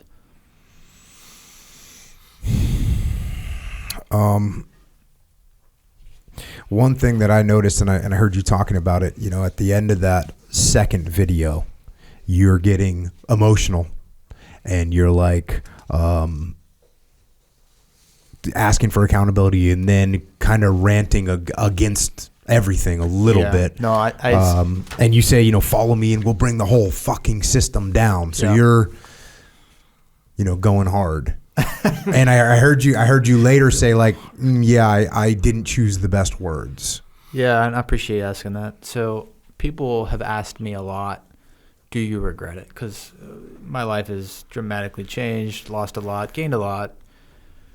The thing I've come through this with the understanding is I wouldn't change my original position or the events at all. Like, I don't apologize, but there are certain ways that I delivered the message that I would absolutely go back and tweak. And the one shining example is we're going to bring the whole fucking system down in that second video. And even in the third video, I say a couple things that like or were stripped out of context. And so, yeah, you got to understand. I mean, in that second video, like that emotion wasn't fake. Like I knew I was giving up everything. Like I was terrified and I was emotional and I didn't take multiple takes. That was like one take, Jay-Z, get on the mic, drop it, post it, right? Like there was no editing of that video. And so I wish I could go back because it allowed the media to just paint me as this violent extremist.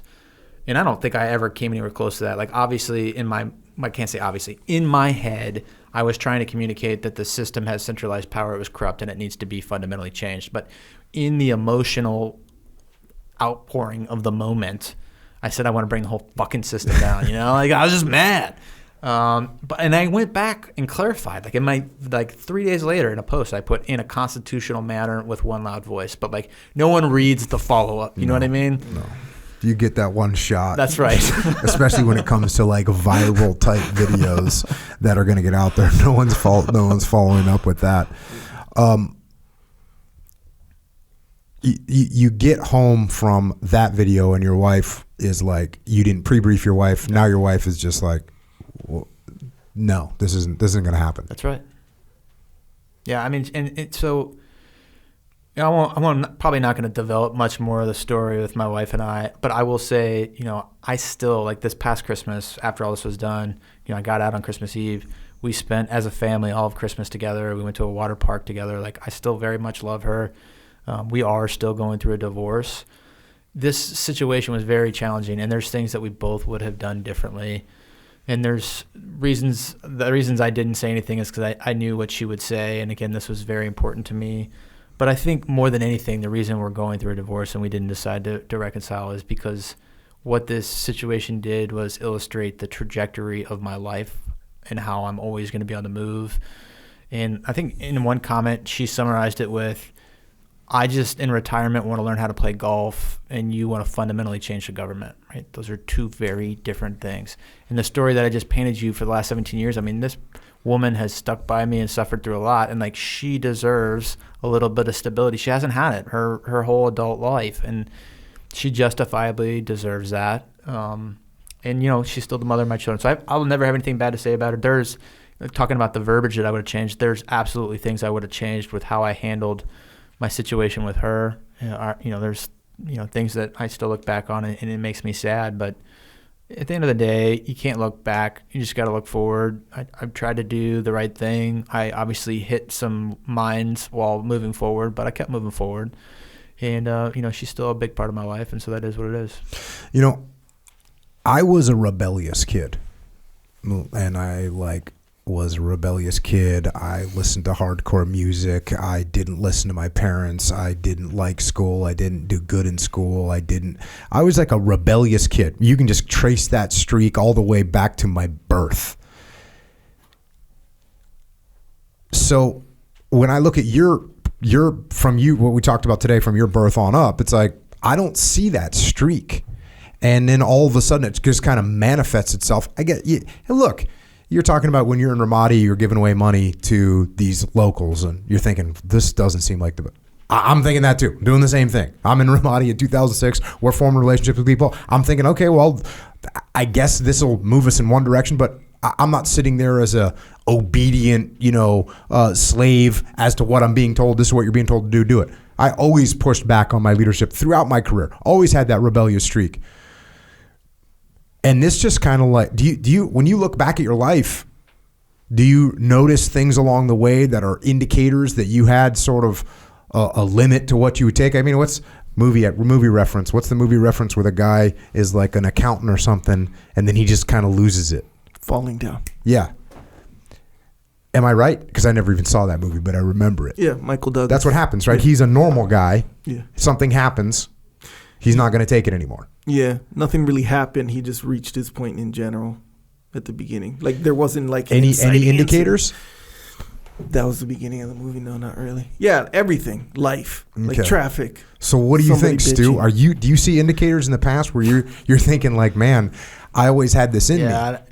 No, Michael Douglas basically going on a suicidal rampage. I don't think that the comparison's fair. Again, I haven't seen it's the kind movie. of a I'm tough sorry. question. Sure. Yeah. Conceptually, sure.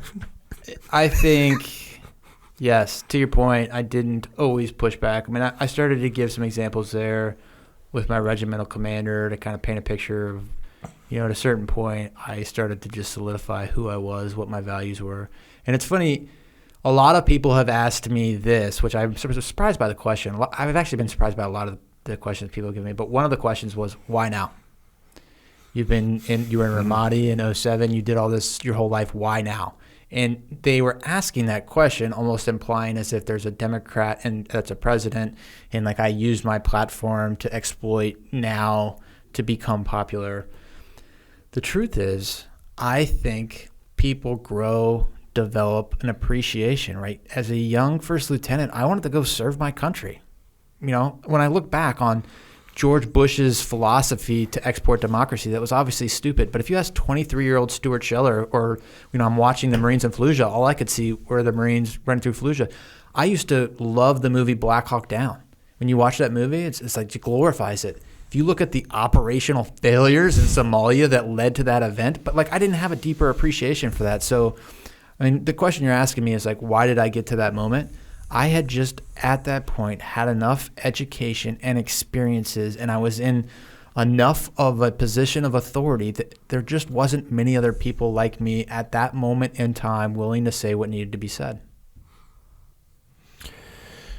So as time goes on after this, when do they actually like arrest you? Do you get arrested, right? I do. Yeah, so I posted that second video, like a week goes by.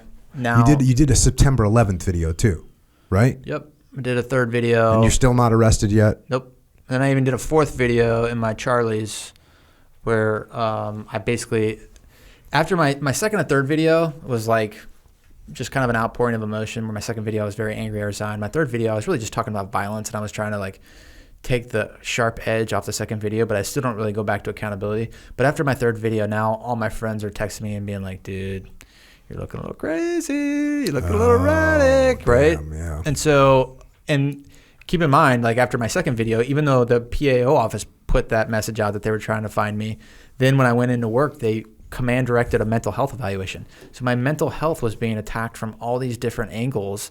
And it's so hard to defend mental health, because if you really are crazy, anything you say is marginalized because you're crazy, right? So it's like, you're crazy. And I'm like, no, I'm not. Well, that's what a crazy person would say, you know? Yeah, that's catch-22, right? So that's the book, it was catch-22. so If you're frustrating. crazy, you don't think you're crazy. That's right. So how do you defend it? So anyway. So did you start wondering? No, you know what? You're laughing, but like when everyone tells you it, you do start to question, like, if everyone in this room is crazy, like, what does that make me? Either I'm the only sane one, or maybe I am the crazy one. So after the third video, they actually offered me a legal deal. I could have just taken it and that would have been that. But I was like, man, there's a lot of talk of me being crazy, and I didn't help myself with these two videos. I was like, I need to end and bring the message back. Mm-hmm. And so that's when I made that fourth video in my Charlie's. Like, General McKenzie is like, I can't think in military history where someone is so obviously culpable. Like, it's just clear. Like, the emperor has no clothes. You have to see it. And I could go through all the details as to why I think that, but that was the fourth video. I was trying to bring the message back to accountability.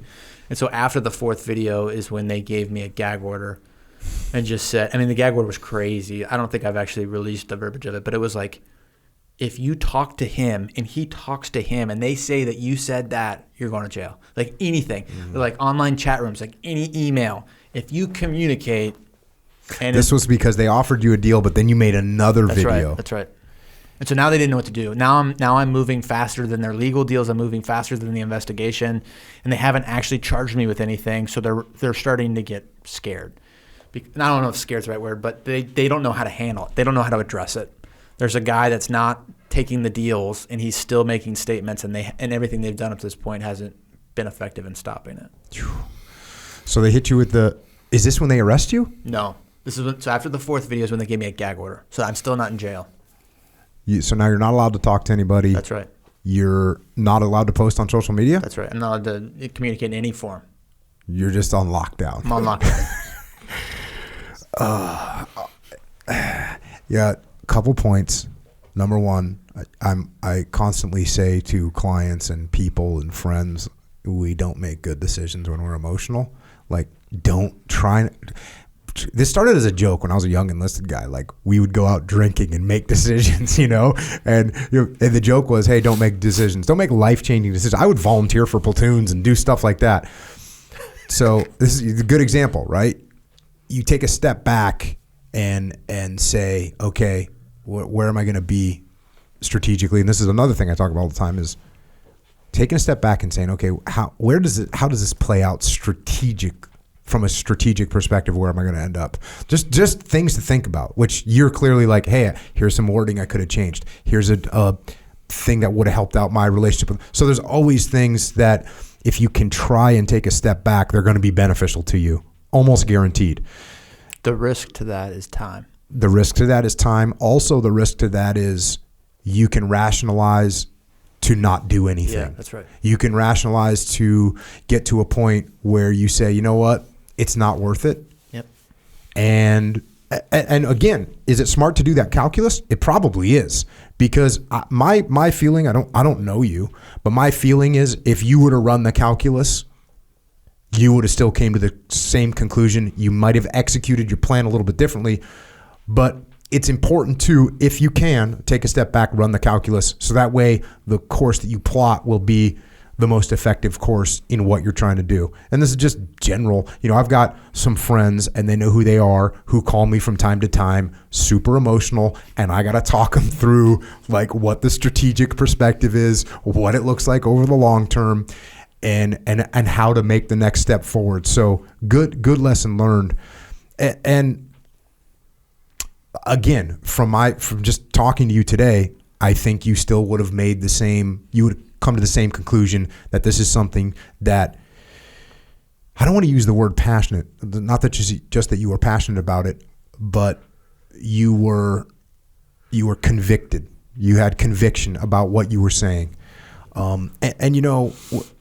Something else from my perspective in an ownership and an accountability perspective that I think people don't understand as leaders is, if you make a mistake and you take ownership of the mistake that you've made, then what you can do is you can fix the mistake. Yep. And you can actually change things. And just because you say, hey, this was my fault, doesn't mean you necessarily get fired or have to resign. Any of these senior leaders could say, hey, this is what we thought. We're not perfect. I'm not perfect. I made a mistake. I did that. I made a speech coming from President Biden. If I was in President Biden's shoes, what I would have said. And it was like, hey, I made this mistake. We underestimated. That means I underestimated. That means I thought that the Afghan forces were stronger. That means I thought that the Taliban was weaker. I misassessed and miscalculated how this unfolded. Here's what we're doing to fix it. And this is the thing that I think a lot of leaders don't understand. When a person does that, when a leader does that, the team doesn't think, oh, you see, that's right, you were messed up. No, they think, oh, okay, yep, he messed up, but he's humble enough to take ownership, and we're going to get it fixed, and we'll support him now. This is my whole freaking career, was taking ownership when things went wrong. And so I think, just again, to some of these senior leaders, when you take ownership of something, it's a step forward. It's not a step backward. It is a true step forward. And by the way, when you blame other people, or you deny, or you act like it didn't happen, that is a step backward. That's what people don't understand. That's what leaders don't understand. They don't understand that saying, well, it was the Afghan people's fault. It was the Afghan military's fault. That's not a step forward. It feels like one, but it's not. It's a step backward because every single other person knows. People know the truth about what's going on. They can sense it. And I think that's one of the reasons why your videos were widely shared, because people thought, this guy, he knows he believes what he's saying, and he's speaking from a perspective of truth. Like people saw that. Yeah. People weren't like, oh, he's trying to blame the leadership. What's wrong with that guy? No, people are like, yeah, he's trying to blame the leadership because the leadership is wrong. And they should admit that, and they should take ownership of it. So you get gagged. Gag order comes. Then at what point do you get arrested? Right. So I got gagged on, let's call it a Friday. I went through a Saturday, Sunday, Monday, Tuesday, Wednesday, Thursday, Friday. So now it's going into the next weekend. And that following week on the Tuesday, Wednesday, I knew that the Secretary of Defense, the Chairman of the Joint Chiefs, and General McKenzie were going to be testifying to the House and the Senate. Okay. And so I calculated if I violated the gag order, they might have a disproportional response, and that would bring attention to the whole message that I was trying to illustrate. So I made another post that was, this one was probably my most insightful. You know, it had some like insightful language in terms of, not like revolutionary insightful, but I mean, like personal attacks on people. Like I attacked the last 4 presidents, you know, I attacked general officers, and I didn't say anything that was untrue, but like I said some like hard stuff to hear. It wasn't like a uniting message. It was just like a fuck you to everyone. Mm-hmm. And again, I even put in the post, I'm ready to go to jail. But before I made the post, I read the entire UCMJ manual for courts martial. And so I knew what the requirements were to send me to jail. And quite honestly, I didn't think that they had the criteria to send me to jail. I was kind of prepared to go to jail, but I didn't think that they had the legal ability to do so for violating a gag order that I thought was illegal. And so that was the only time I violated the gag order, was that one time. And then I showed up at 08 on Monday, and they had PMO waiting for me, and they sent me to jail. And the way they did it was they wrote on the document that I was a flight risk, which was like just an outward lie. I mean, I showed up at 08 on Monday, right? I'd been to work every day, on time, the full time, answering every phone call. So like it's just a lie, and no one will be held accountable for that. But that was what it was, and got to jail that Monday morning. But my calculation was correct. All the generals had to answer questions, to include the Secretary of Defense, about why I was in jail, because I went to jail on that Monday, and they started their testimony on Tuesday and Wednesday. And then I was out, 6 days out. I was a total of 9 days. So you end up getting charged with Article 88, contempt toward officials. Article 89, disrespect towards superior commissioned officers. Article 90, willfully disobeying superior commissioned officers. Article 92, dereliction in the performance of duties. Article 92, failure to obey order or regulation. Article 133, conduct unbecoming an officer and a gentleman. How long did it take for that trial process to come about? Usually it takes like months. They did mine 5 days after I got out of jail. So you spent 9 days in jail? 9 days in jail. And what were you doing in jail? Just sitting there? Yeah. I was in a solitary cell. I honestly, all I did was write. So the first 2 days I didn't have any writing gear or books, and then by like day 3 my lawyer was able to drop off like all these legal pads, pens, books, and he gave me my command investigation that just had, I mean, we can get into that if we want, but I mean all these statements from these other officers that just like were just lies, straight up personal attacks. And so I was like writing on the legal, just example of like, oh, he showed up late to work, that kind of thing. Oh yeah. So he was smiling in his command photo. We don't smile in command photos. I knew I didn't like him when I saw that photo. Another one. This one guy. They use that in a court of law against you? These aren't like just, I don't like people that smile either. I agree with that guy. These aren't just like, side of the mouth comments. These are on statements that they sign, right? I mean, these are formal statements. Check. This one guy, I was at the beach with his family a week previous, and I went to his house for dinner 2 weeks previous with our families to hang out. And like when I was in that motel where like, I had Miller Lite cans scattered, my life's falling apart, like I probably really could have used a friend. And he was texting me. He's like, "Hey Stu, how you doing, man? Just want to make sure you're all right. Is there anything we can talk about? Like, why are you doing this?" He then screenshotted those and brought them to the investigating officer unsolicited to say, "Look, I was trying to figure out what his motives are. Like, this Stu Scheller is just a fucking nefarious character. Should have never been a battalion commander." And I'm like, who does that? Like, what man does that? Blood in the water. Oh. There's blood in the water, man. Sharks are going to pounce. Yeah, but they didn't realize that I wasn't, yeah. So you end up going to trial, and this trial, the judge, you said, looked at your record and was like, "Hey, well, where'd this come from?" The judge, I don't think, wanted me to plead guilty.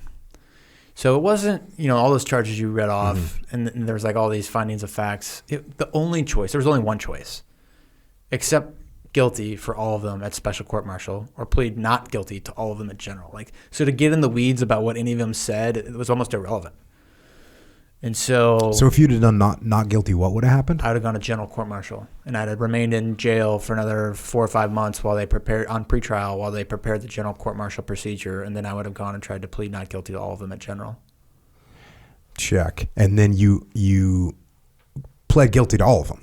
Again, there's no like, I want to plead guilty to these two and not these three. There's no point even looking at the details of them. It was, do you plead guilty to all of this? You don't even need to read it, Stu. Do you plead guilty to all of this at special misdemeanor? You get the lowest characterization of discharge is general under honorable, which they'll determine later. Or you go to general, plead not guilty, and if you get found guilty of one of any of these, it's a felony, and you'll get a dishonorable, and you'll sit in here for another 4 months. And I'll tell you what, even with that choice, I thought very strongly about doing the general. Because I was going to say, bro, you're at this point. Yeah, I know. God, I know. I'm kind of surprised I know. you I almost did that. And I think, and to the judge's, sentiment, I really think I could have won. But what I asked myself was, what's the most important thing? The most important thing, the reason I gave all of this up was not to beat them. It was to preserve the message of accountability. And if I felt deep inside that I had broken some of the rules, for me to beat them based on undue command influence and legal loopholes, I felt like would have marginalized my message of accountability. And for me to plead guilty for breaking the rules and then look at them and say, "Look, I'm not apologizing, but I'm accepting accountability," I felt it strengthened my message, and it also expedited my exit so that I could come on, Jocko's podcast and talk about how General McKenzie needs to be fired, right? So for all those reasons, again, it made more sense to plead guilty. And that was kind of almost anticlimactic. A little bit. I'll tell you, though, there was some drama. And so, like I said, the fastest court-martial from exit of jail and agreement in the history of the Marine Corps. Also, one of those charges, like 88, I think I was the first officer charged since Vietnam. Like, they were just like throwing stuff on the wall, right?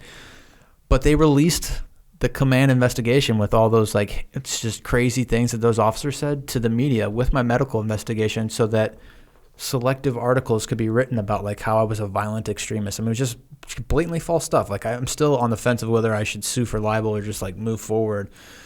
But so once they leaked that investigation, to your point, the judge was like, if that's true, like, this is criminal. Like, those people should be brought to the court, not Lieutenant Colonel Scheller.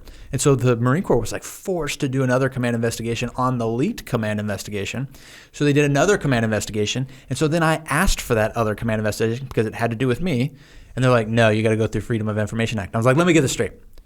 So you had an investigation that was about me that you leaked through the improper channels. You were scolded by the judge. You created a new investigation still about me, about your improper handling. And the only way for me to get that is to go through the proper Freedom of Information Act. Like, that's correct. And I was like, this is like. Have you done that? Have you requested it? I haven't requested it. Come on, man. You got to request it. I know. It's probably already burned to the ground, to be honest with you. But I probably will. So going back, I probably will sue for libel this one publication. And I'll probably Freedom of Information Act to add to that libel suit. But like right now, the most important thing, again, is the message and making sure that people understand. I mean, there was fundamental breakdowns that are not being addressed apolitically. That's what I want to change. So, like, do I have grievances that I can legally pursue? Sure. But that's, like I said earlier, like, money is really not that important to me. So we'll figure it out. And so part of the deal was you resigned and you were done. You were done in the Marine Corps. That's right. At 17 years, maybe 18 years now? 17. 17 years. Yeah. And then you got out what, just before Christmas? Christmas Eve. Christmas Eve. That's right. That was it. That was it. Where were you when you were out? What was that night like? My family came down, actually. Yeah. So hung out with my family, just acted like it wasn't happening. Honestly, I don't even think it's hit me because right now, someone that's listening to the show, we're taping this in early January, but after Christmas with my family, then I've started doing all these media shows because I've been on a gag order for the last 4 months. So I don't think the reality of it has actually hit me yet. Mm-hmm. It's going to come when I'm done doing all this media and I'm sitting in my place by myself with nothing to do. That's probably when it's going to be like, oh shit. But I've stayed too busy for it to be real yet. So here you are. Here I am. I mean, this is only freaking 3 weeks ago. That's right. What's next? What are you doing? So I just want to. What's the new mission? So I want to illustrate like why I'm so upset with General McKenzie, and so I'm gonna just take a second to talk about that, and then I'll answer your question through that. So the reason I in that fourth video tried to prefer charges against General McKenzie, which is my legal right to do. Explain. I didn't touch on that. Yeah. Explain what you did. Explain what you did there. In the Manual for Court Martials, Rule 137 clearly states that any member of the UCMJ can prefer charges against another member in the UCMJ. Now, that when you prefer, that means that charge sheet has to be routed up to the first general officer with general court-martial authority. Sometimes it's at the colonel level. And so the strategy there was I knew General Alford was trying to hold me accountable. I knew he would never have the courage to refer charges from my preferral, but then he would have to publicly declare that he wasn't going to seek accountability against the general and he was seeking accountability against me. So I was using that tactic to illustrate the hypocrisy of the system. But they denied me the ability to even route it, which is my legal right to do. I mean, it was just, illegal in my opinion, but doesn't matter. So they don't allow me to do that. The reason I was trying to prefer those charges is because General McKenzie is the CENTCOM combatant commander. He works directly for the Secretary of Defense, who works directly for the President. What happened was in the story you gave in the withdrawal from Afghanistan, General McKenzie, and I know the operational planners that developed the plans for the withdrawal, they submitted to the National Security Council 4 or 5 plans. Most of them included keeping Bagram Air Base. But they needed 2,500 troops. If you go and watch General McKenzie's testimony on the backside, he says, I tried to say that we needed 2,500 troops. Why that's relevant is because they determined that number was what was capable of maintaining Bagram Air Base. When President Biden and the National Security Council said, no, you got to go below 2,500, then General McKenzie was at a critical moment, right? So as the senior military advisor, you have a responsibility to convince your boss why you should execute your plan. Now, you can't force your boss to do that, but every staff officer knows how to as an operations officer, there's an art to making sure that my boss does the plan that I think is best because I know better than he does in a lot of ways. So it's artful, but he failed to do that. So once he failed to do that, then he looked at the restraints that were imposed upon his plan. If he didn't feel like he could execute the plan effectively without undue loss of life, he had a moral obligation to resign. He did not do that. Once he didn't resign, at that point, he is accountable. He doesn't get to go back after the fact and say, no, I told the President and National Security Council 2,500 and they didn't listen to me. It doesn't matter. You didn't convince him and you didn't resign. You're the senior military advisor. So for all those reasons, I think General McKenzie should be held accountable. Right now, just as I've started this media tour, 72 hours ago, the White House released that General McKenzie was being replaced in the spring by a new CENTCOM combatant commander. And I don't think it's a coincidence, to be completely honest with you, because I've been hitting the media pretty hard.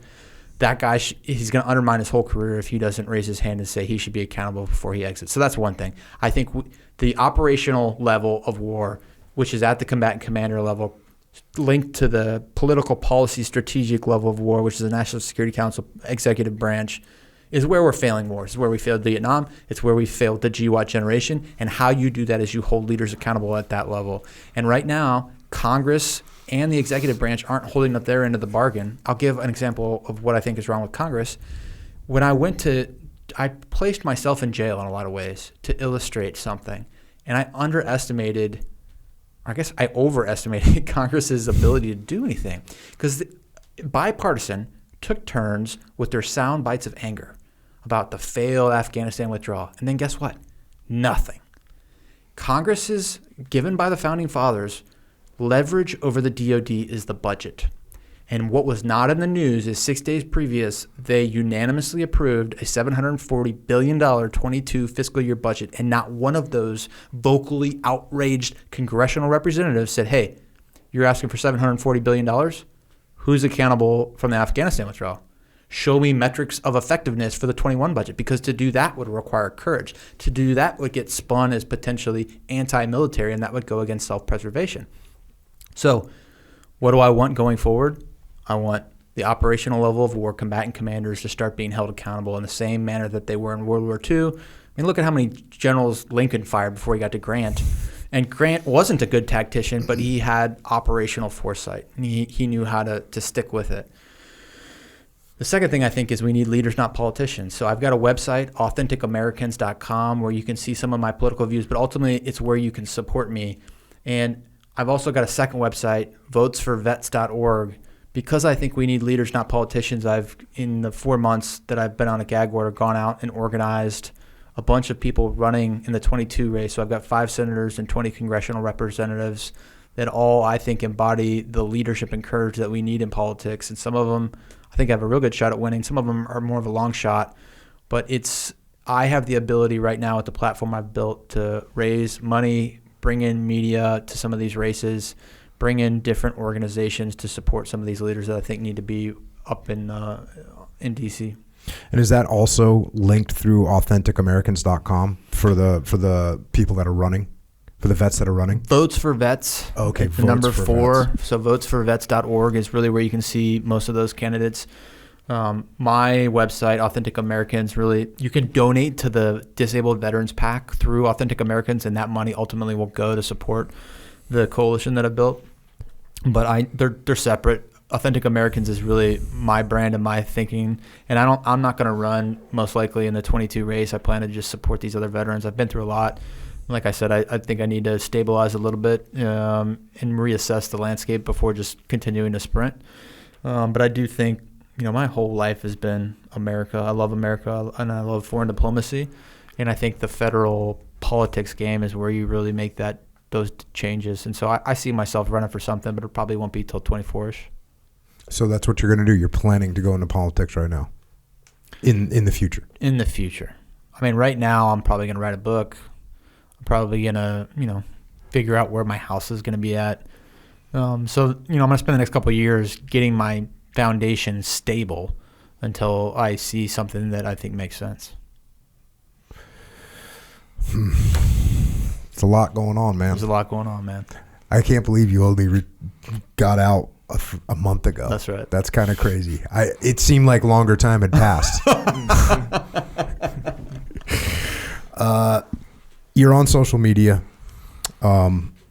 You're on Facebook, on Instagram, on Twitter. Yeah, if you go to my website, all my social media is linked at the bottom. So if you just go to AuthenticAmericans.com, you can find all my pages. It's all at Stuart Scheller, SCHELLER.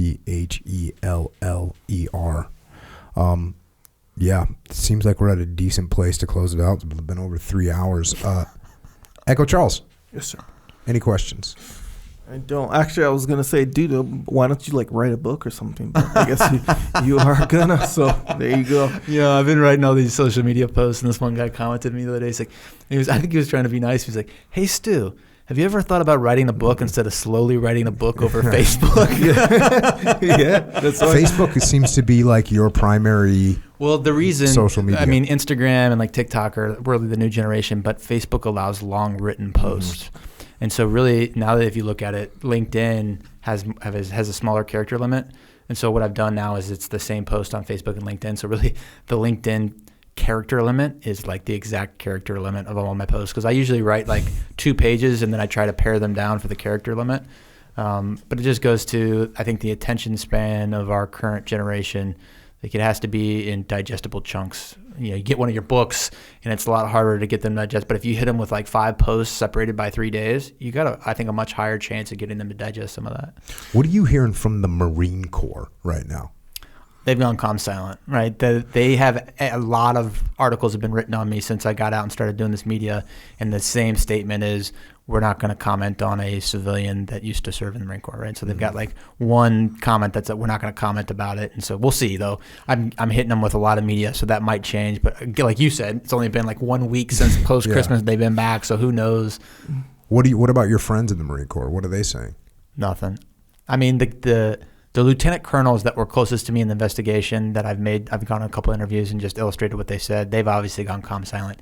All these other guys that I know have come online and been like, that's bullshit that they did that. Mm-hmm. And so I think they're probably having a hard time kind of reconciling what they did. At least I would if I were them. I mean, I can't speak for them, but I can say I've had a lot of guys speak up and say, I can't believe they did that. Like, that's so snake in the grass-ish. Yeah, I mean, you said you've listened to this podcast a little bit. I am a huge fan of the Marine Corps. In fact, my family says that whenever I talk about the Marine Corps, I have a quote, and they'll joke about it. I say the Marine Corps is freaking squared away. That's what I tell. For whatever reason, I'm with my family, and the Marine Corps comes up, I'll be like, the Marine Corps is freaking squared away, and it's the truth. I love the Marine Corps. Worked alongside the Marine Corps pretty much my whole career, and just I think the Marine Corps is outstanding. And this is rough.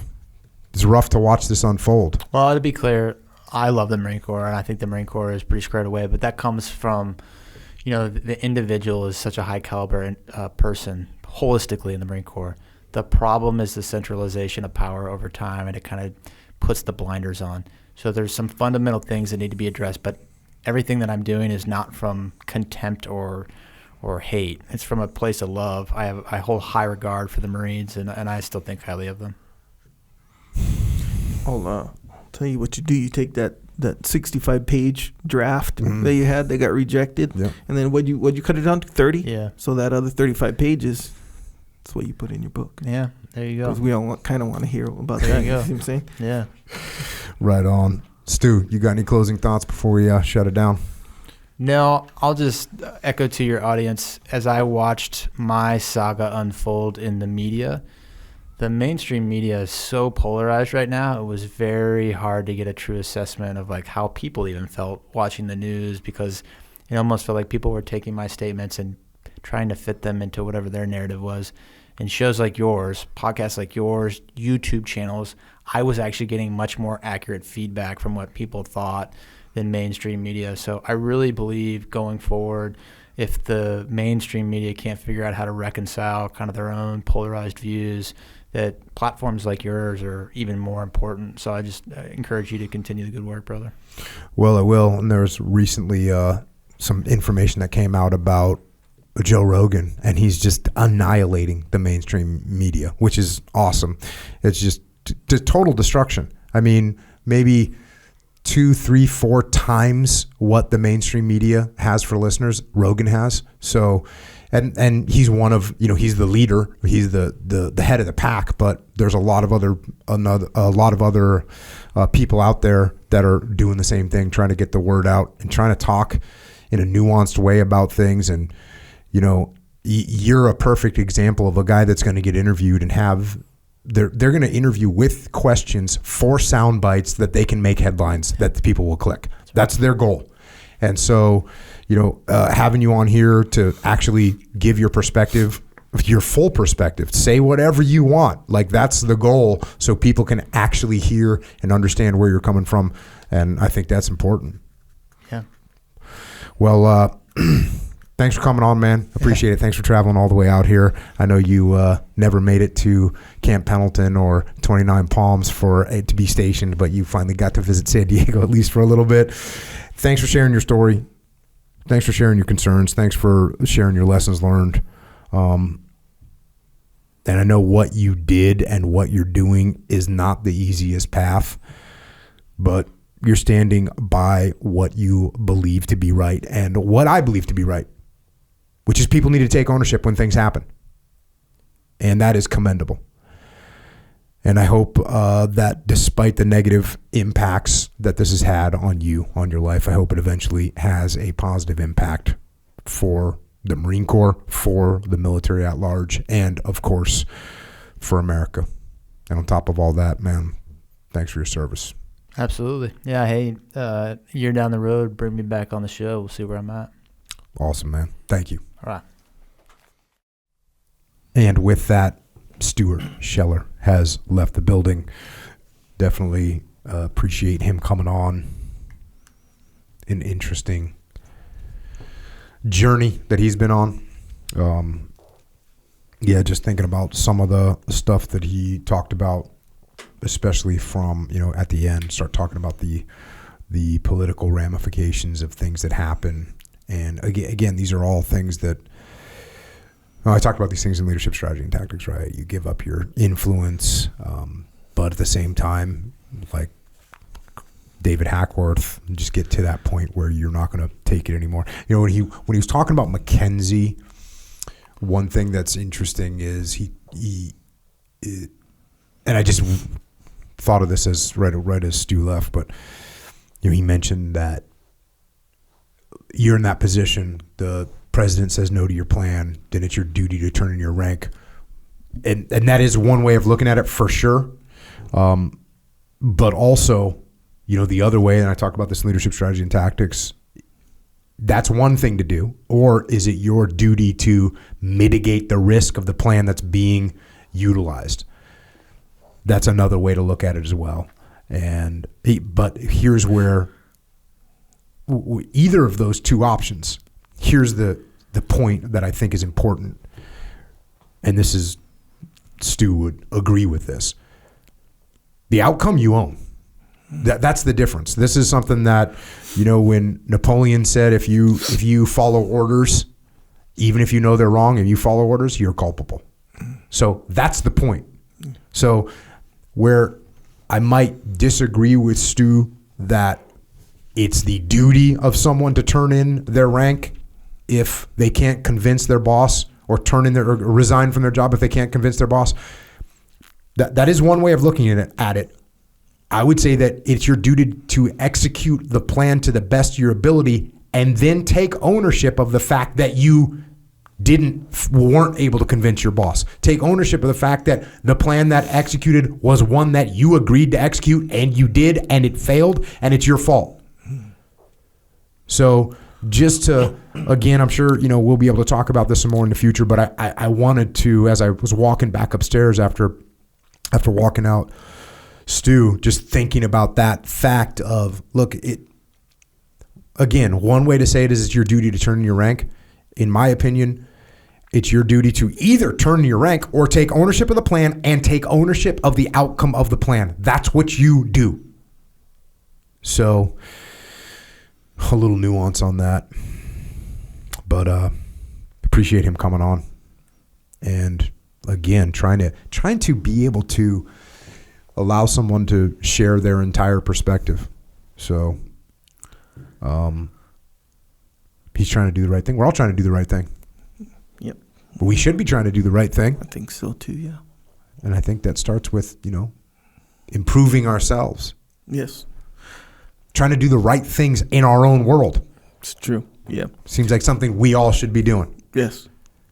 Echo Charles, any recommendations on how we might do that? Yes. I will say, so my recommendations are, I talk about there's four things. There's actually 8, but these 4 things, and they're divided into 2 each one. Mm-hmm. Right. This is as far as recommendations to do to improve yourself. So you have your relationships. There's 2 kinds of relationships, in my opinion. Mm-hmm.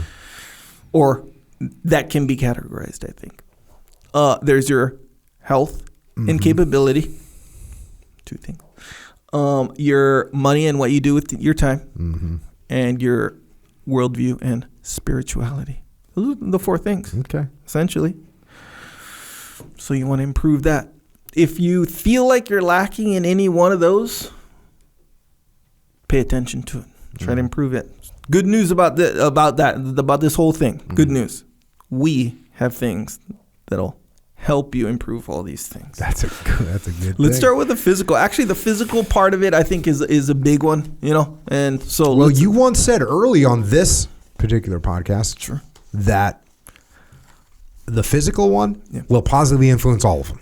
Yes. This, And factually. And what I didn't say, which is equally as true, the physical one will negatively impact all of them. Oh, look at If you that. let it slide. I'm telling you. I actually wrote about both those things in leadership. Oh no, in the Discipline Equals Freedom Field Manual. Yeah. Oh yeah, and we all heard the hey, if you don't have your health, you don't have anything. Like Truth. like that whole thing. I mean, yeah, think about it. Like if you're like, okay, let's say you have the best, you just landed the best job, Yeah. and it pays a lot, and you love doing it. But you can't walk up a flight of stairs. Can't walk up the or you now are at risk of XYZ terminal diseases. Yeah. Yeah. No one takes that. Yeah. That's not a good situation, regardless of how much money you're making. Or what if you have great relationships? Intimate, family, friends, great. But you neglected your health. Now you're on the path to demise. Does that help your relationships? No. Does it hurt your relationship? Oh, yeah, everybody's sad, including you, by the way. Either way, you see where I'm going with this. Yeah. All right, so let's take care of our physical health. Let's improve our physical health. I like it. Never too late to start, in my opinion. Well, after you're dead, a little bit too late. But as long as we're listening to Glad you this, caught yourself on that one. we're alive and we're doing it. Good news, we have some supplementation to help you on this path. Physical and mental. Boom. Here we go. Okay, so a big one that I don't want to say I didn't pay attention to it because I do take it every day, but it just sort of you just take it as the vitamin D3. That's immunity. Yeah, that's a lot. It's a lot of things. That's a big one. Yeah. I feel like when I got Miss Rona, Yeah. no factor, really. Partially because of vitamin D. I mean, I'm thinking. So I'm going to give you, I have the exact same story. So, yeah, the first time we caught it, that was 2020, Did you catch it right? again? I'll tell you, I don't know. I didn't test positive technically, but here, look. We went end of 2020, right? That's when we got it? Something like that, yeah. Yeah. No symptoms at all. Not even like, actually, I don't want to say no, I lost my sense of smell. Right. That's it. No fever, no cough. No I didn't factor. cough. No fever, no cough, factor. no temperature, no factor. Didn't miss a workout, nothing. My workouts, as I reviewed, I noticed that my workouts were a little bit weaker than normal, but I just thought I was overtraining or something like this. Yeah, you have a bad Whatever. day. Yeah, no factor. And then Still got after it, by the way. Yeah, boom. Right. Well, they say if you have a fever, you shouldn't work out. You can have a cold, but if you don't have a fever, you can still work out. Check. Your body will still respond correctly. That's what I hear. I don't know. So this kind of recently, we'll say, an undisclosed time, members of my family took a coronavirus test, tested positive. So took the test, no quarantine. There's very many good reasons to believe that whatever that my family member had, I got it too. Good reasons to believe. I'm not going to go into how or why, all this stuff. The next day after that, the results come back positive, right? From my family members. Test positive. Same deal. Of course, I got it. I had to have got it. Technically, I didn't go take a test and test positive, so I don't know. Full disclosure. So, again, no symptoms. No symptoms, no fever, no cough, no factor. No cough. No factor. In fact, so technically I got coronavirus on paper. That's what I got. Not in real life. Yeah. Not in the field. There was no coronavirus to be seen or heard or felt. Anything. It was only on paper. I attribute that to, I think anyway, the care that I took of my immunity.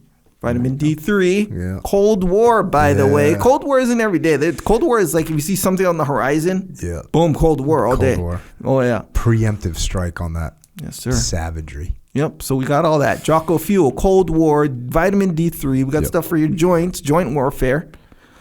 You know, it's a theme. Everything is war against this bad stuff. Yeah, that's right. Because that's kind of what it is. There's kind of a theme there, isn't there? Surprisingly enough, our theme is war. War against weakness. War against disease. Or robots. War against robots, by the way. Just in case. Actually, we like robots from time to time. Nonetheless. Okay. All right. Also, if you like energy drinks, or if you would like energy drinks, but you don't want the health ramifications that some traditional energy drinks provide, for lack of a better term, we got something for you too. Discipline Go. Energy drink, all healthy. So good. No preservatives, all natural, no sugar. All natural. All Sweetened natural. with monk fruit. All natural. Vitamin B12, vitamin B6. Electrolytes. So good for you. Oh, yeah. Only 95 milligrams of caffeine. Enough to get a little Oh yeah. but not enough to give you the. Exactly right. So if you're on this path and you're down for energy drink scenario, this is 100% the one. It'll keep you on the path, not off. You drink a bad energy drinks, you're kind of off the path. Let's face it. Not this one. Boom, on the Milk. path. Don't forget about milk.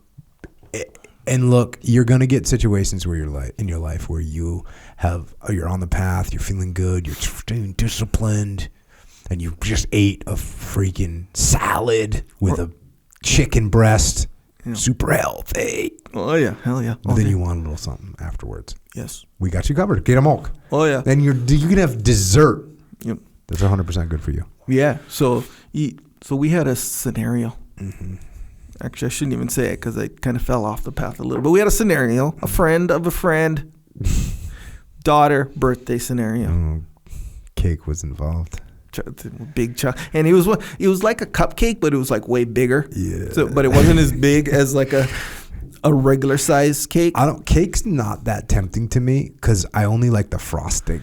Okay, I'm one of those guys, bro. This one was a chocolate. What is frosting? Do you know what it actually is? What is it? It depends on what kind, but like normal. I don't know. Butter. There's a lot of butter in it. Butter, sugar, flavoring. There's like a flavoring of some sort. Yeah. Like chocolate frosting is just butter, sugar, and chocolate. And like cream. I think that's pretty much it. That's the part I like. There was a lot of cake part I don't like. That's why cupcakes not really my thing. Bro, I'm the exact opposite. And there were 6 of them. And they were huge. Mm-hmm. So, the kids ate some. It's a birthday. I get it. I'm let it slide. But, bro, those big cupcakes, there's a lot of leftovers. Mm-hmm. I'm just saying there's a lot of you leftovers. ain't ham? Bro, But here's the thing. That I only ate one meal that day. So technically, But it was weakness. What does that have to do with milk, I bro? know. So you should have had a milk. I should have had a milk. Would have fulfilled the whole thing. Here's the thing. It was an opportunity. It was like, what do you call it when like the bad guys come in at a target of opportunity. Yes, that's what you had. Exactly right. Snuck up on you. Oh yeah, bro. You got beat by a freaking cupcake. I totally did. I was doing something in the kitchen. And there was like a container of the leftovers. You know how people, when you're younger, you're like going to go out with your friends drinking. And you do like, we're going to pregame. You ever heard of that? Yes, sir. Hey, we're going to pregame. Mm-hmm. Here's a little hint. Little hint for everybody. Let's say you're going to watch the UFC at your friend's house. Or you're going to, your wife's got a friend that has some part, whatever. You're going to some unknown realm where you're not sure what's going to be eaten. Sure. Pre-game with a milk. Oh, yeah. Pre-game with a milk. That way they show up. Look, they show up with, pizza. Mm. And instead of eating 9 pieces of pizza, you just had a milk. You're good. You're so correct. You're so good. Maybe you have a piece. Yeah. Oh, we're going to be social. Eat a piece of pizza. Tastes good. Whatever. Oh, yeah. So I'd get, back in the day, a long time ago, I'd order sushi, right? Mm-hmm. And, sure, some people in the room aren't really into sushi. Mm-hmm. I am. Mm-hmm. Very much so. And I get it when I'm like super hungry. Next to the sushi spot is a place you can get milkshakes. So every once in a while I'd get a milkshake too. If you drink some of the milkshake before the sushi, it's like you're not even that hungry for the sushi anymore. Counterproductive. Yeah. Because it's not only is there calories for sure, but it's like sweet. Yeah, and you know what it does to your brain, right? Pre-gamed. You accidentally pre-gamed. I pre-gamed with the wrong thing, by the way. So it's pre-gamed with the wrong. But my point is, it's absolutely true. You pre-game with the milk. Or if you're going to go out to dinner where it's like, hey, we're going to this place, it's not necessarily that healthy. Italian food. Yes. Right? Yeah. Now look, you're going to get the chicken parm, which is kind of, we're borderline. We're brushing up against, but you're still going to have some pasta with it. No, pre-game. Yeah. Pre-game. That's what I'm saying. Little hint for the world. Brad, that's actually really good advice. I do that all the time. The other thing you got to watch out for is you go, this is another situation. Hey, we're going to a dinner party. You ever go to one of those? The people aren't on top of things, right? So you show up at 5. You tell me we're going to a dinner party, that means we're going to be eating dinner. We show up at 5. Yeah. Next thing I know, it's 7 o'clock that we haven't eaten. Yeah, bro, now I'm not happy about the scenario, right? Sure. Hell yeah. Because guess what? It's not that you're not eating because they're putting out freaking chips and whatever. Appetizers. Yeah. So pregame. Yeah. Pregame. That's what I'm saying. Pregame with the milk.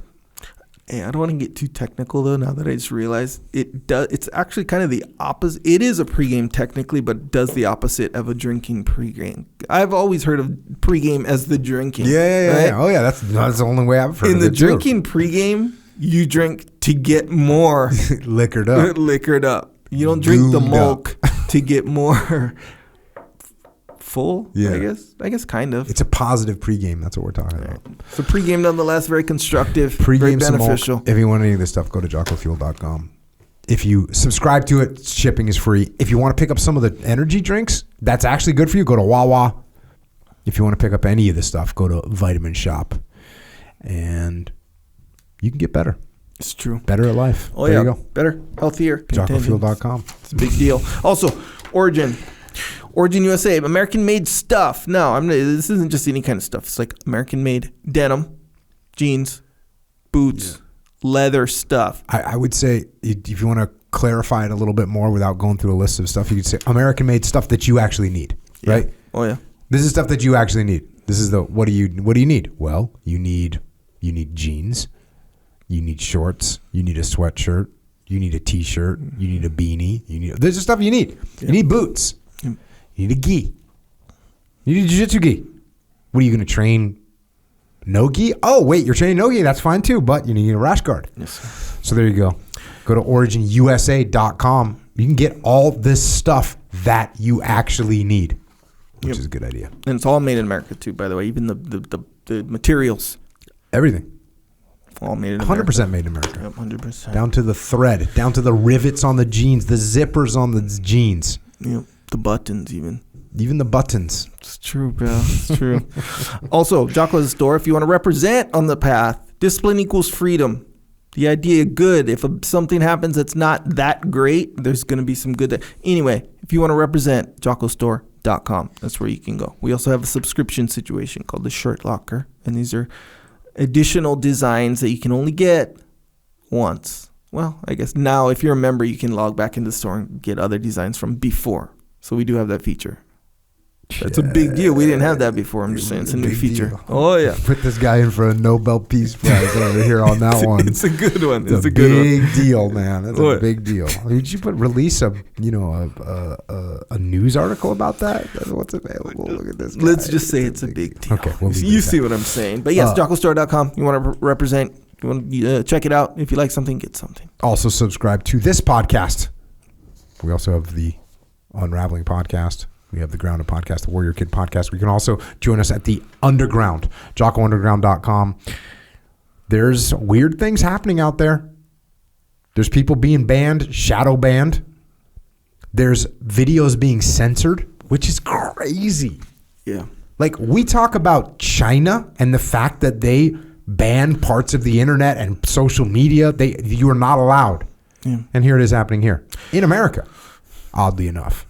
What do you think is like the above board, not even above board. What is the motive, you think, behind banning someone? Driving a narrative. I feel I'm sorry, man. I feel like someone who's I mean, I'm sure there's a group of people who are responsible for that, and they're kind of running the banning. Mm-hmm. But what is it like? What is the conclusion that they come to be like? You know what? We should really just ban this person. They're driving a narrative. They're driving a narrative. And here's what sucks. Is the worst thing you can do to try and drive a narrative is not let people talk. Because if someone has a dumb idea, the best thing you could do is let them talk about their dumb idea, so we can say, hey, here's why your idea is dumb. What's scary is when we let ego get involved. And instead of me saying, you know what, Echo's got an opinion, I'm not sure if he's right or not, but I think he's wrong, so therefore I'm going to ban him. I should be like, well, Echo's got an idea. If that idea actually has merit, we should bring it out in the open. We should talk about it and see if it's right or wrong. Or maybe not necessarily right or wrong. This is what's scary. Not necessarily right or wrong. Everyone wants everything to be black or white. Science isn't black and white. Science changes. So when you say something is wrong, how many things are actually wrong? Not too many. Especially when you have evolving situations, whether they're political situations, medical situations. These things evolve. And so to just say, you know what, we're not going to let you talk about your idea is really crazy. And it's happening. That's why we made the Jocko Underground, JockoUnderground.com. It's a place that we control. We don't control this platform that you're listening this to right now, unless you're on the underground. So if you want to help us out in the underground, have a little sanctuary of freedom, you can go to JockoUnderground.com. You can subscribe. It costs $8.18 a month. We do an additional podcast to say thank you, answer your questions, talk about some correlating subjects. Mm-hmm. So check that out. If you can't afford it, we still want you in the game. We still want you to be free. So you can email assistance@JockoUnderground.com if you want some of that.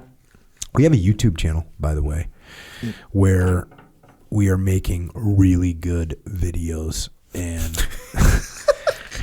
straight up, look, man, this is really good. The video that you just made with the robots. Oh yeah, yes, that was insanely impressive. Did you put it on the YouTube channel? Yes. Put it on the YouTube channel. Yes. Because that is really good. Like, I was very impressed. Right on. Look, I know you're good. You know, I'm not trying to say that I have low expectations. I have the highest of expectations. Sure. Because you made some really good stuff in the past. Some of it. But this one, I understand. and you know what? To be honest with you, I wasn't even the assistant director on this one. Kind of bummed me out. Okay. Made it a little bit better. All right. There's a couple little pointers I could have added, you know. A couple little plot line could have been a little bit, tightened up. But from a graphics perspective, it was amazing. So if you want to check out some of those videos that Echo Charles makes in his head and then makes them in actuality, subscribe to that. Origin USA has a cool channel too. Subscribe to that. You know what I made? I made a MP3 album. Yes. Yeah. Oh yeah. Psychological Warfare, of course. Mm-hmm. Yeah. That's the one. This album you talk about, it does have tracks on it. Each track is literally the solution for any moment of weakness you might have. The common ones. Apparently, I need to make one for cupcakes.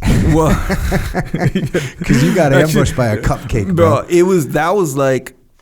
It was like too fast for me to be like, oh, let me pop in freaking Psychological Warfare. I don't even think I had my phone. You got ambushed. Hey, look. You see, what used to be 100% as effective is now no longer 100%. Well, I didn't put it in. If I put it in and I still chose to eat the oversized cupcake, which had a very large front end benefit, by the way, then it would not have been 100%. But, I chose not to put it in.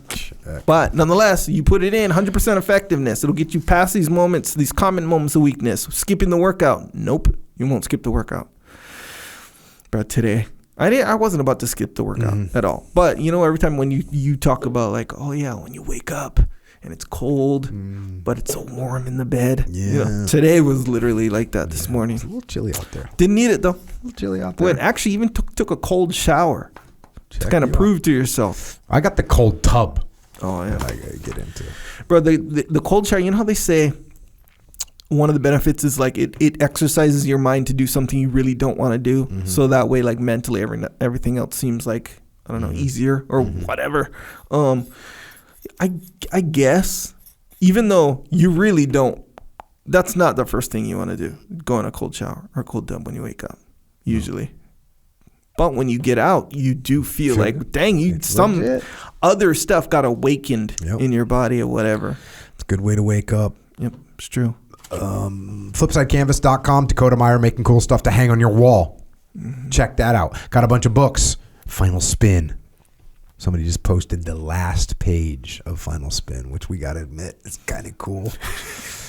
So I was like, it looks so cool to see that last page posted because the way it's laid out and stuff. Final Spin. Check that out. Leadership Strategy and Tactics Field Manual, the code, the evaluation, the protocol, Discipline equals Freedom Field Manual.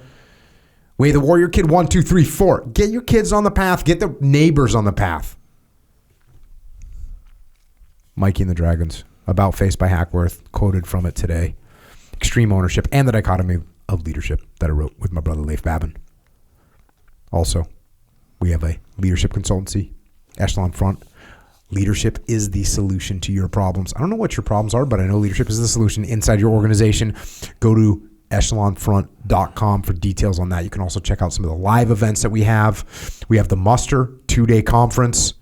We have field training exercises, which are 2 days you spend out in the field, learn how to maneuver and then lead in simulated combat missions. You will feel your leadership improve. Battlefield, where we go out and walk historical battlefields and talk about the lessons learned from the good and bad calls made by leaders. So check all of that stuff out at echelonfront.com. We also have an online training academy for you to assist you in taking ownership of your life. The various skills in life that will make you better, that will put you in a better position, that will help you overcome scenarios that we all face. So if you want to take ownership of your life, go to extremeownership.com. I'm on there 2-3 times a week live. You want to ask me a question? Good, go on there and ask me a question. You want to dive a little bit deeper into extreme ownership? Go on there. We have courses that you can go through. When you want to put your team through extreme ownership training, go on there. Get your team unified behind the same principles. ExtremeOwnership.com. If you want to help service members, active and retired, their families, Gold Star families, check out Mark Lee's mom, Mama Lee. She's got a charity organization that does incredible things for veterans and their families. If you want to donate or you want to get involved, go to americasmightywarriors.org. And if you want to hear more from me talking a little too much, or you want to hear from Echo, who's barely talking and still talking a little bit too much, you can find us on the interweb, on the gram, on Facebook, on Twitter. Echo's at Echo Charles. I'm at Jocko Willink. I'm also on, what's it called? Getter. Getter. Gettr. I'm on there now too. I'm on there. So also check out Stuart Scheller at Stuart Scheller on all those different categories. And he's also got that website, AuthenticAmericans.com. And thanks once again to Stuart Scheller for coming on, sharing his view on things. Thanks to him for trying to make a difference. And thanks again, Stuart Scheller, for your service in the Marine Corps to our country. And thanks to all the military personnel out there right now trying to make a difference in the world, trying to keep it safe for freedom by doing what few people will do. And the same goes for our police and law enforcement, firefighters, paramedics, EMTs, dispatchers, correctional officers, border patrol, Secret Service, all first responders. Thank you for keeping us safe and protecting freedom here at home. And everyone else out there. There are a lot of forces at work in the world. A lot of strings being pulled, a lot of decisions being made. There are agendas and personalities, and people sometimes look out for their own self-interests. And that's okay sometimes. In most cases, that's good. Because when we're all looking out for our own self-interest, then collectively we're moving forward. But sometimes people's self-interest starts to hurt others, especially from a strategic perspective. When people start to look at their own self-interests and it helps them, but it hurts us as a whole from a strategic perspective, that's when you may have to step up and try and do it tactfully. And try and do it through influence and by building relationships and by guiding others in the right direction. And if none of that works, then think strategically about how to handle your next steps. Do the calculus. Don't let your emotions drive your decisions. Think about that indirect approach from B.H. Liddell Hart. Think about the effectiveness or the ineffectiveness of being direct. And then make sure you are staying true to your principles and what you believe in. After all, in the end, you have to look yourself in the mirror. And you have to be able to look yourself in the mirror and know that you did the right things for the right reasons. So move with caution, but also with conviction. And until next time, this is Echo and Jocko out.